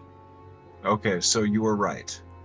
The directory you're setting for the project is where it will be installed, but the Oh, launcher okay. needs to download the project files in your vault cache. By default, it's in the launcher's folder. Oh wait, it said something about a cache location. Yeah, how do you change that? That definitely was in the settings. I saw it. It was like near the bottom. Oh. Where did I? I just This- didn't think cache location would be it, because you say cache and I was thinking like temporary files you can just delete and, you know, like cookies or something. Where did you say we could set the? Well, you said it was the cache, right? Yeah. And there definitely was a setting for cache location. Well, there it is. I see it. I see it. Yeah, Okay. yeah. Okay. Thank fucking goodness. Okay. Yeah, that is it. Where is my epic? No, I don't need epic. I need Unreal projects. I'll just use the projects folder. Okay, good enough. Warning, existing content at new locations will require a restart. Just make sure that that doesn't affect it. Existing Okay. content at new locations. Okay, Well, I I'm don't know. installing. I would just try it. It's working? Okay. It's working. I'm installing. Okay. Do you want to good. go on break while all this installs? Sure. Sweet. All right. All right. We'll be back. Intermission. Yeah.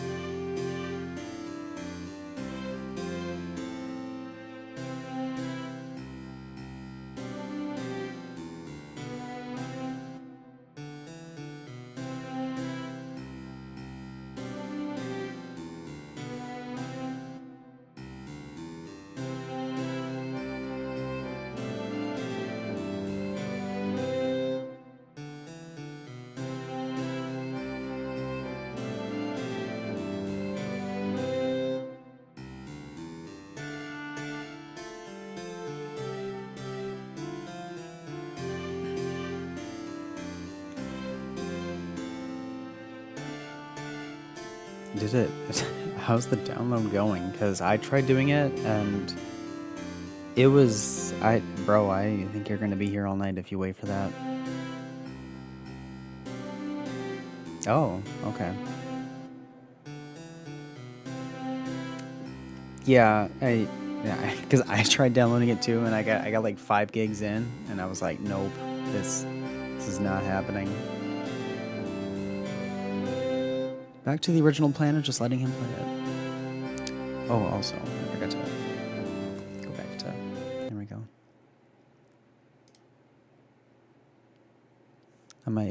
There are actually a number of samples here. Like I forgot about the city one. That's the Matrix one. Ooh. Even though yeah, no. Yeah, and then there's actually a lot here. Because in the video there are only like 2 of them, but now they've got a number of them. I think some of them might just be like animations and stuff, but I think that's neat. Yeah. I like that kind of stuff. I actually have I have like just literally just on YouTube you could find like whole like I guess you could say collections, just like of people just like playing through like different NVIDIA and AMD tech demos throughout the decades. Oh. Yeah. Yeah. That'd be those kind are of neat. cool. Yeah. Yeah, I think those are neat. I think even an NVIDIA, I can't guarantee they'll work, but you actually can download every one of those tech demos right off they have a website. Like an official website you can just download all of those old tech demos from. Oh shit, that's pretty cool. Yeah. I'm pretty sure. Yeah, I'm like 99% sure. But yeah, okay. Because nanite allows us to do that. So this entire desert is made possible with nanite. And we can see nanite in action by coming up to lit, down here to nanite visualization, and selecting triangles. So every color you see is an individual triangle, is an individual polygon. And notice how when I zoom in on any of these rocks or cliffs, our triangles get denser and denser as I zoom in, and when I zoom out, the triangles get larger and larger. So this is all possible due to nanite. Beforehand in Unreal Engine 4, using geometry that is this dense was not possible. Now do keep in mind that at the time of recording this video, nanite only works for solid static meshes that do not deform. So for example, it works for rocks. Another thing, if you do download on that computer, I looked at the minimum specs too. It's barely gonna do it. Oh, okay. Actually, you might straight up not have enough RAM. Which, by the way, 32 my is the RAM minimum. Oh yeah, that's right. I forgot. You said that you found, or yeah, you upgraded your RAM. I ordered it, but it never shipped, so I opened a What? claim with eBay. Yeah, what the hell? It's just my luck. Yeah, because it said the minimum said that it had editor in parentheses, so maybe just running it isn't necessarily the case. So I don't know.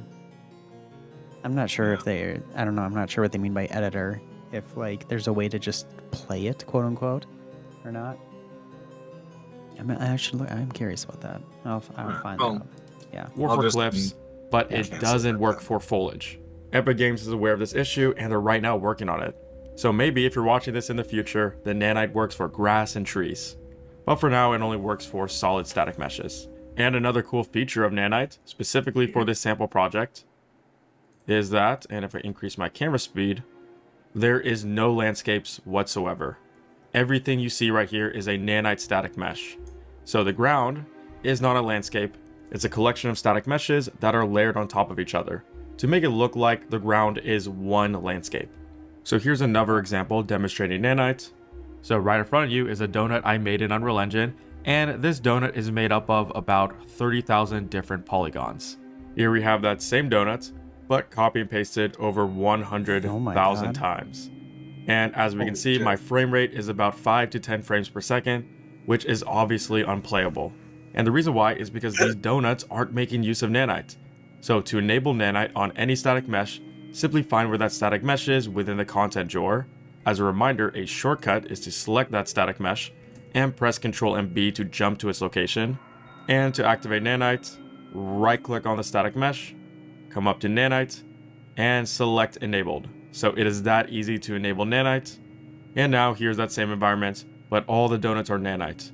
So you don't even have to be, it's not even something you have to be mindful about. You just make your objects and then you click the button.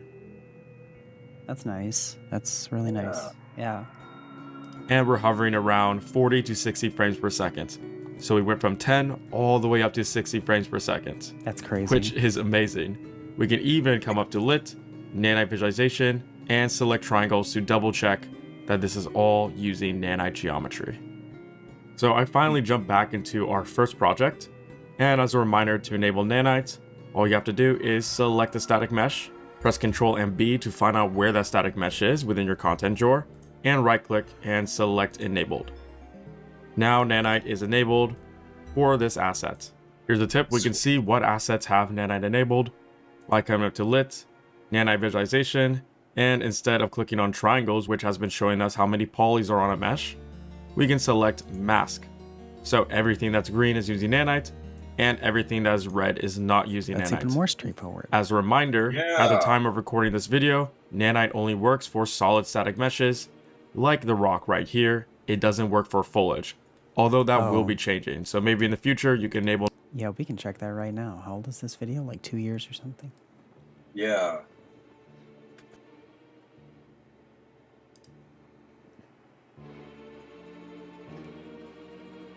Let's see. Where did my rocks? Oh, my one rock way over there. I tried holding shift to sprint again.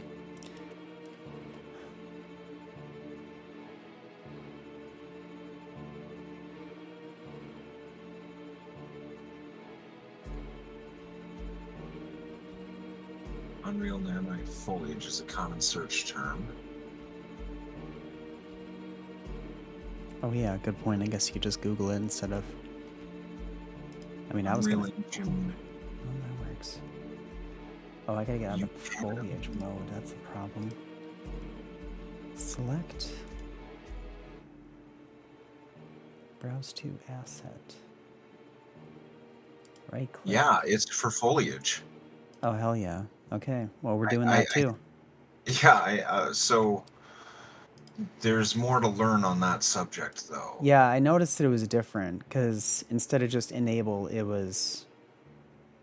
Yeah, it was a tad different. So we probably could find a more.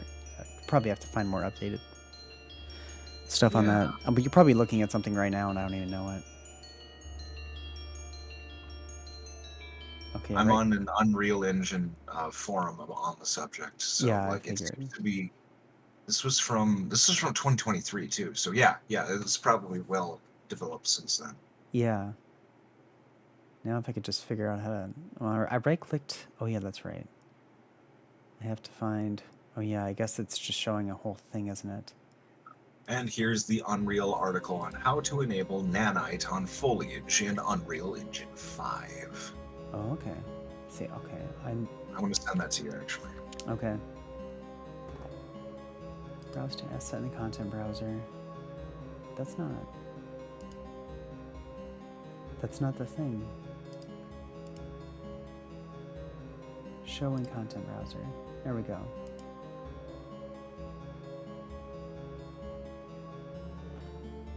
Oh, it is different, isn't it? Asset actions? I should probably just look at what you sent me. I'm still Oh, you didn't trying... send it yet? Okay. That explains. Oh no, I wouldn't hear it because I'm streaming. And message. There, jeez, you have to go so far just to... Edit? All right. There it is. Oh, I'll just. For your viewing pleasure. Perusal.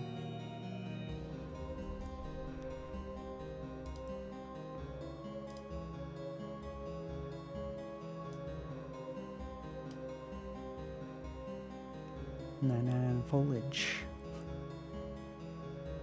Nanite. Oh wait, oh it's a video. Oh okay. I mean I guess we could just watch another video.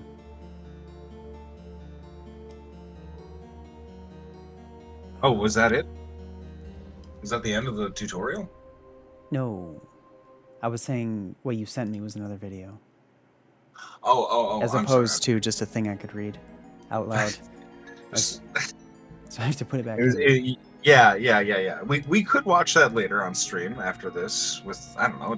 I guess it's technically another tutorial. But Well, I actually want It's a to small make sure one. I don't bog down my stuff. You especially want to make sure you don't bog down.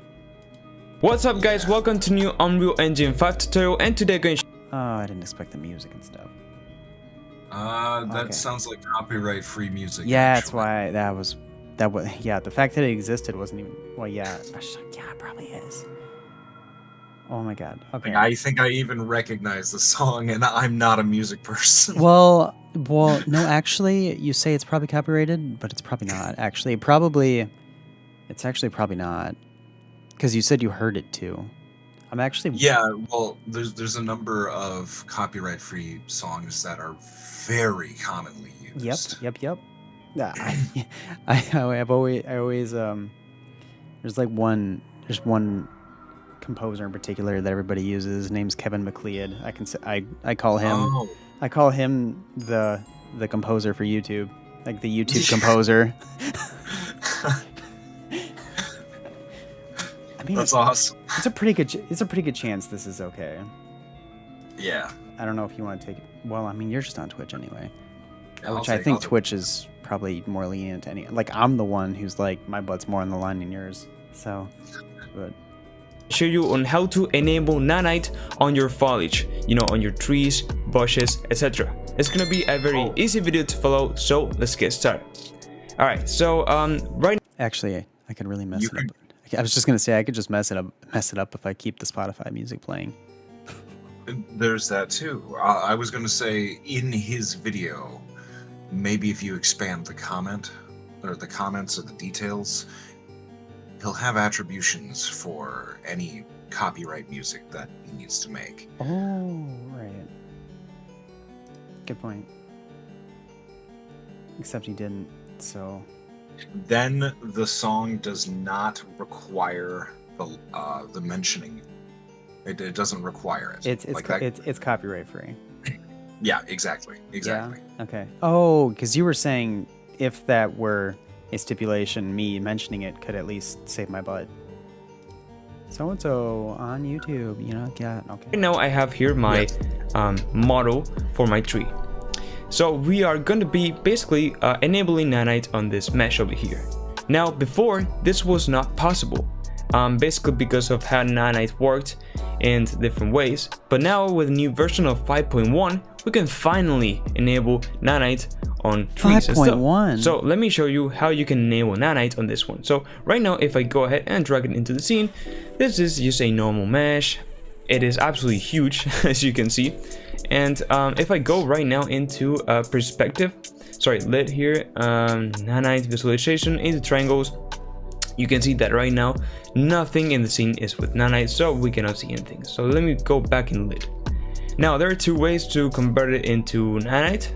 The first way is just to go into the asset, right click, go to nanite and enable it, or you can actually go I tried that. I didn't see it. into the mesh, and then in here you can just click on enable nanite support. So I figured that would be another option too, somewhere in the details when you actually look at the asset. this is what we can do. Just Okay. right click, click at that, and then just apply changes. And if we wait some seconds, you will see that if we go back into our what was compiling the materials and etc again. Okay, so you can see that it basically compiled all the shaders. And now if I go into here into the nanite visualization triangles, you can see our nanite trees with all the triangles. Okay, I'm gonna try that. So we have to right click on the 3D asset and then nanite and then select nanite and turn it into a cinder block. Where do you see that? Because I right click on it from within the content drawer, because I thought that would be what I need to do. Right. I'm assuming that's correct. So I'm in the content Or I'm drawer. assuming I'm assuming what I did was correct. Okay, so the content drawer, go to like 3D plants, go to Yeah. common fern, I'm looking right at them. and then right click one of the 3D. It's like S underscore the blue line, the cyan light blue line. Static mesh foliage is the type. That's it. Yes. Yeah. Yes. Okay, so right. I right. Oh, you know what? I didn't. Okay. Yeah, I'm definitely right-clicking this. All right, and up at the top, you'll see It says under the edit. section. It's not there. Are you selecting? Yeah, I the left clicked one. texture. Oh, the texture. Yeah. Okay. So there's an. If you're looking at the thumbnails of all the assets, there's Okay. the thumbnail. There's a color line underneath the thumbnail, and then there's the file name. The asset you're going to look. Asset color for that color line is like a light blue, like a cyan, sky blues. How did you open the texture? I'm having a brain fart. Yeah. I Go probably- into the content drawer. Yep. Content drawer. Okay. All right, I'm gonna wait until I I'm, like, see. Looking at this asset. I'm gonna wait until your stream catches up. Okay. Make sure. Excuse me. Oh, wait. Oh, no. That's not it. Nanite override materials. But that's not the just turn it on button. I just open up the content drawer and show me your content drawer real quick. Is it just... I guess I'm not actually looking at my stream right now. No, it's... So the... Oh, Maybe I'm just I guess really it's not behind there. you. Hold on. I guess I'm gonna it's not there. reset. What do you mean it's not? What? Okay. Okay. What, your content drawer? Here. All right. I'm Oh, you know restarting. what? You can't see it because this thing's in the way. I mean, it's up. Okay, I have the three. Okay. I have the 3 ferns. They're all static Okay. mesh foliage. Yes. Right click one of the static meshes. Okay. Up at the top, the very top section should be static mesh actions. Do you see that? No. Look at the menu. It's not at the top.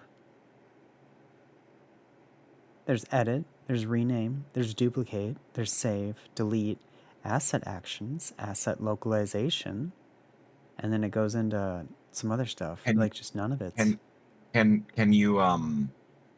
you turn off that screen capture? Just I hide can't. it. I can't. You're right. I can't hide it. I was gonna like actually try and move it, and then I gave up trying to move it because I was like, that's effort. No, look. See? Okay. Waiting.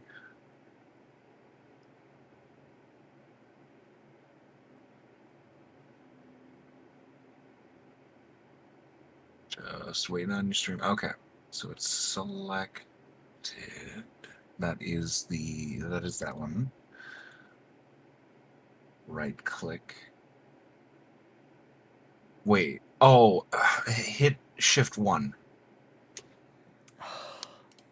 I would have thought. Oh, I went to foliage mode so I could find the stupid asset, and then I never got out of it. Okay. Well, no, it looks the same.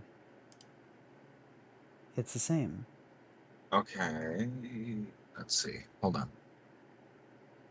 Alright.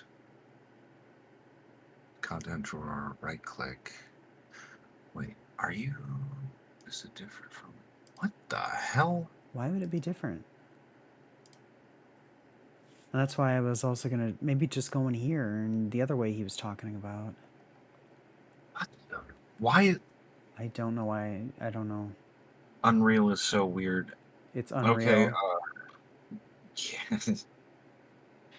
Alright, so does he have an alternate way to do this? I'm just gonna watch how he did it again. So let me But actually, there's more video, so maybe he's gonna be like, if it didn't work like this, you know, I'm gonna try this. go ahead and put this in full screen so you can see. In some cases, if you go very far away, you will see that basically go into the model and to nanite settings, you can just click here in this new check that appears in 5.1, which is I don't think so. At least not there. show you how you can enable nanite on this one. So right now, if I go ahead and drag it into the scene, this is just a normal mesh. It is absolutely huge, as you can see. And if I go right now into perspective, see that right now. Now there are two ways to convert it into nanite.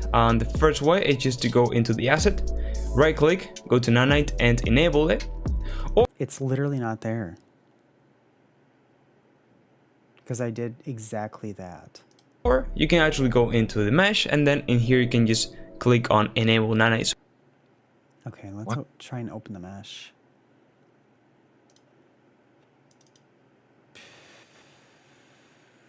Oh, it would be, oh, okay, here, this mesh. Yes, open this mesh. Browse to that in the content drawer.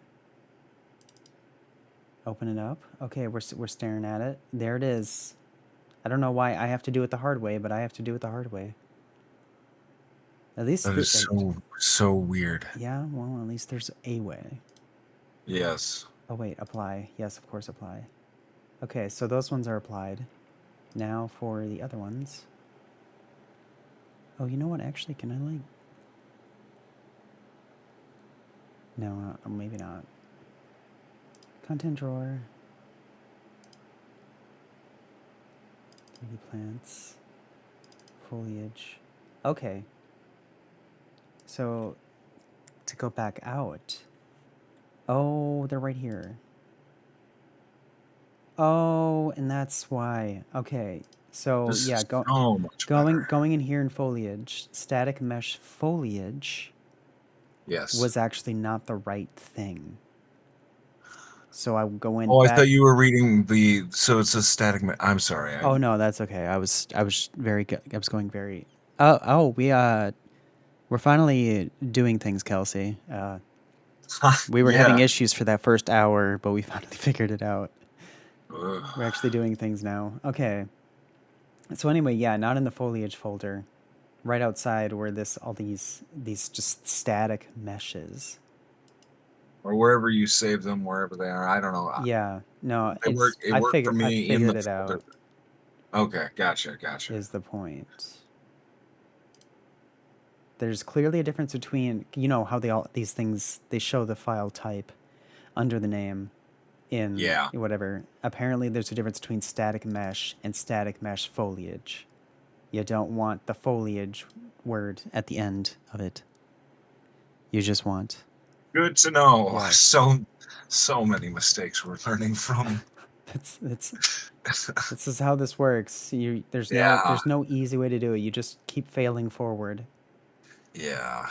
Oh well, we're getting forward anyway. Yeah, save all. That's what I want. Yes.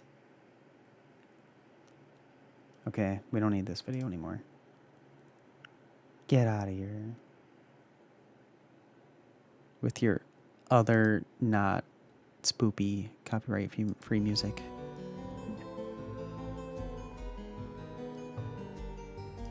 Okay. Let's go back here. Do this thing. Well, nanite on foliage and make that a lot more performant than what it is right now. We can even download a nanite version of this object. So nanite will automatically be enabled from Megascans. To do so, let's hop back into Quixel Bridge. And I specifically want to download, let's go Nordic Formation. Type that in, and I think it is this mesh right here. So Nordic Beach Formation. And instead of selecting high quality, medium quality, or low quality, we will select nanite quality and click on download. Now this will take a while since nanite quality is downloading the best quality possible, which is a very, very high resolution mesh. And now that's downloaded, click on add. So a new window will pop up with your mesh. So I'm going to exit out of bridge and drag this out into my world. It might take a while for all the shaders to compile. And we have a nanite mesh. We can see how dense this mesh is by going into wireframe view mode with Alt and 2. So this is how dense a nanite mesh is. Compare this to downloading a mesh at medium quality like these rocks right here compared to nanite quality. Obviously nanite is a lot better. We get all this small detail within the rocks, which really helps make it realistic. The only issue is since we're downloading 8K textures and a high resolution mesh, it's going to take up a lot of disk space. But if you're not worried about large project files, then I would download everything as nanite, since there is no performance cost, and in a lot of cases, it's actually more performant to use nanite meshes than non-nanite meshes. So here's what we're going to do, is that I want to compare all the different quality types that we're able to download from Megascans. So I'm going to jump back into Quixel Bridge and download this same asset, but download the low quality, medium quality, and high quality to compare them all. So here are all the different qualities for this asset. And to better see the difference between them, I'm going to press Alt and 2 to go into wireframe view mode. And our landscape is right now interfering with us analyzing the wireframes of our assets. So I can select the landscape and hide it with H. So H is a shortcut to hide an asset without having to navigate to it within the world outliner and selecting the eye icon. I can also press Ctrl and H to unhide an asset. So click on it, press H to hide it, and Ctrl H to unhide it. So I'm going to leave that hidden. And over here we have the lowest quality. It's pretty noticeable that there's not that many polygons on this asset. And the shadows from our directional light make it very noticeable that this asset is pretty low poly. Now right next to it is medium quality. So medium quality has a little bit more polys, and it's at 2K, while low quality was at 1K. And next to that is high quality. So high quality obviously has a lot more polys, and the textures are also at 4K. And finally we get nanite with 8K textures and the highest poly count possible. So this is the source poly counts that are directly from the scan. These are the kind of assets you would see in movies, not in video games. But because nanite is enabled, we are able to use them in our project. Okay. So those are the different quality selectors. Like the nanite one looks really cool, but the low poly one also, to me, is somewhat endearing for some reason. Which I know is probably a weird word to use for a freaking low poly rock, but... Well, like, it's a rock. It doesn't need to be high poly for a video game. I mean, Like- they look nice when they're high poly, though. Like, I mean, I've played Well, games sure. where, like... Or, I But mean, you can I've played games where, like, I notice. I mean, I guess I don't know that everybody would notice, but it's like I noticed. Yeah, I'm sure. Yeah, Yeah, it depends on the game. but I but mean- then like the normal mapping and shaders and stuff. Like You know, like Doom, yeah, you're probably not going to notice the rocks. Like, come on. That's- Like, that's it. it's Yeah. high constant action, Yeah. ADD, brain going all over the place. But some That's- games, yeah, you notice the rocks.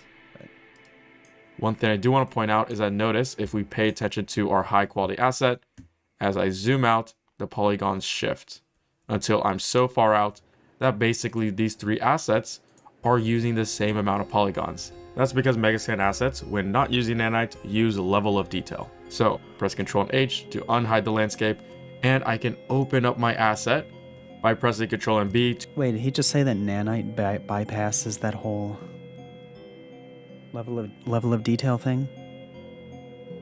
I heard him say that, but I I think was he just did. in the middle of putting these two assets Oh yeah, in the world, because I've got a medium quality and a nanite quality. yeah.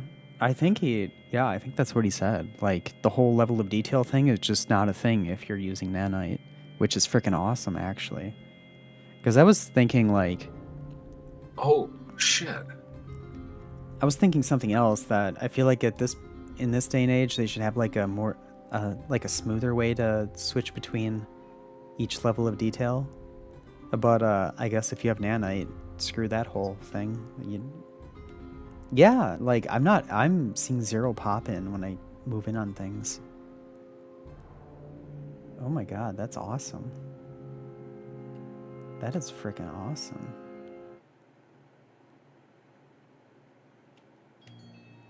So how did he visualize the meshes again? I forget. Is that just like a wireframe mode? Oh yeah, he was doing a wireframe mode. I don't remember how he did it. Here, let's To go back. jump to that landscape, so leave these three out. You want to move sort nice. Okay, so get that hidden H and Wireframe. to there compare it is. them all. Alt 2. them. I'm going to press Alt Ah. Alt what? and 2 to go into wireframe Alt M2. Wait, view what? mode. Alt And N2. Alt and 2. I know. So Sounds Alt like he 2. says Alt N2, Alt M2. Like, And our landscape is right now interfering with us analyzing the wireframes of our assets. So I can select the landscape and hide it with H. So H is a shortcut to hide an asset without having to navigate to it within the world outliner and selecting the eye icon. I can also press Ctrl and H to unhide an asset. So click on it, press H to hide it, and Ctrl H to unhide it. So I'm going to leave that hidden. And over here we have the lowest quality. It's pretty noticeable that there's not that many polygons on this asset. And the oh, hotkey aside, it's under lit. You know, lit, unlit. It's right there. It's wireframe. Okay, cool. Yeah. Thank you. Yep. shadows from our directional lights make it very noticeable that this asset is pretty low poly. Now, right next to it is medium quality. So medium quality has a Oh little yeah, we don't need to hear this again. bit is the text and again enabled selectors, basically when location in the content drawer, and then double clicking on the asset to open up the static mesh editor. Or as a shortcut, instead of having to navigate to the asset's location in the content browser, I can press Ctrl and E to open it up. So make sure you have any asset selected, for example the medium quality one, and press Ctrl and E to open up that specific asset. Now I'm going to dock it up here so I get a better look at my static mesh. If I press Alt and 2 to go into wireframe view mode, zoom in, we see that this is the asset's highest poly version, and as the camera zooms away, it slowly starts to transition into lower and lower LODs. And we can see each of these individual LODs up here. So LOD 0 is the highest one. 1 is I think he's just showing what he said initially. He's showing how you don't even to use level of detail with nanite. I think is what he's going on about here. lower, 2 is even lower, and finally 3 is the lowest. So this is how we used to make our assets more performant back before nanite. But since nanite does exist, there really is no reason why I can select all 3 of my static meshes, press Ctrl and B to select all of them in the content drawer, right click, and enable nanites. So save everything, and pressing Alt and 2, you see that we no longer get level of detail, but what we do have is automatic level of detail that's being generated from nanite. So even when you have very low poly meshes, it's still recommended that you enable nanite. Now it's So it did show though that it's not gonna like add polys because the low poly one was still low poly. It just used nanite now. All time to right. start programming in UE5. And in case you forgot, Unreal Engine is a video game engine. So of course It is? programming is going to be a pretty big part of it. But Unreal Engine handles programming a little bit differently compared to other video game engines. Instead of having lines of code we write to tell the engine what to do, we instead have blocks of nodes. And we connect these nodes to each other to create logic. These nodes in Unreal Engine are called blueprints, and blueprints is Unreal's visual scripting language. Now in my Now we're getting to actual Scripting. gameplay. Yeah, scripting. Yep. opinion, blueprint I was just thinking like it's been 3 hours though. Oh shit. Yeah, I mean, I know we spent the first hour blundering through it, but We you know what? It would be wise to tackle this. it next feels like section. it just feels like a good place to call it, and it's You're right right. at 9 too. It's like, yeah. Yeah. I don't think we're gonna be going like another 2 weeks not streaming or whatever. So, Yeah. all right, okay. Cool. All right, we can call it here. I'm going to transition over to. I'm going to transition over to Final Fantasy VI and try and get some of that done. I want to finish Final Fantasy VI and then switch over to farming. I was gonna say that's gotta be a huge ass game if you're still going at it. Hasn't it been like 2 weeks? I guess you do Yes. like 4 hours a night, and it's a JRPG. Maybe it's not that weird. Yeah, I've been doing a lot of recommended grinding. Yeah. So, Yeah, I bet even the game that even one that old in the franchise probably still has a lot to do. Oh, yeah. It's just Oh yeah. scaled down visually. Yeah. Actually, I can even tell you. So like, only 2 characters learn magic on their own, and it's a very, very, very slow rate. In order to learn spells, and everyone can, you equip a magicite to you. Okay. That, I've heard that word that is before. yep, it is a dead esper, an esper who has voluntarily condensed themselves in death to become a magicite crystal. That sounds crazy. Yep. Like that's It is that's a very interesting. dark story. Yeah, It's, that's interesting. I mean, the game has been out for like 30 or 40 years or Yeah. some I never shit, so doubted the story was interesting because that's the one Yeah. with Kefka, right? And everybody's like, "Oh my God, Kefka's like the worst thing ever," but also like a crazy good character. I love. Okay, so Kefka makes the Joker look like a baby. Yeah, that's the impression I got. He successfully destroys the world, and that is the difference between the first half of the game and the second half of the game. Sorry for the spoilers. That's okay.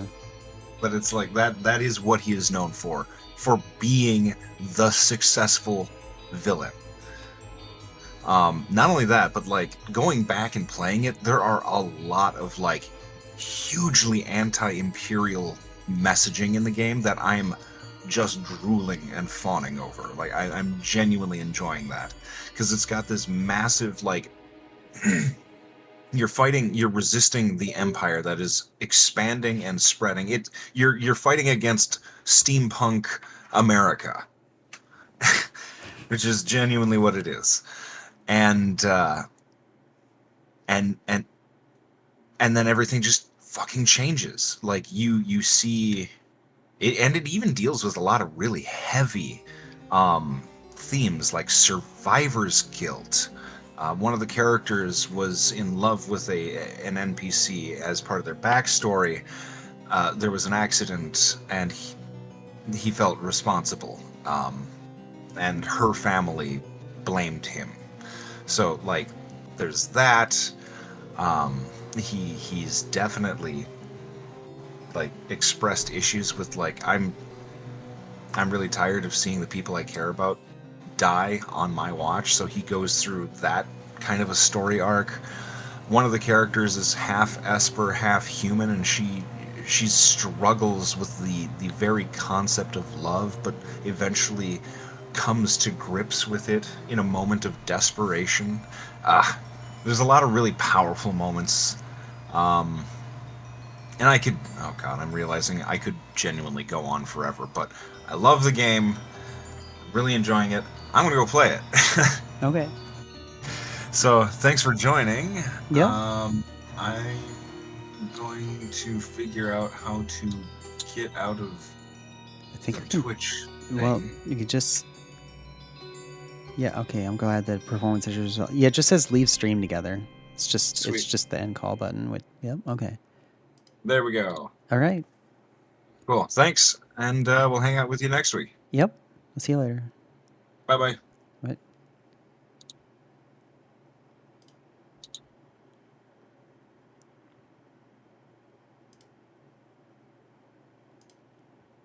And thank you, lovelies, for joining me today.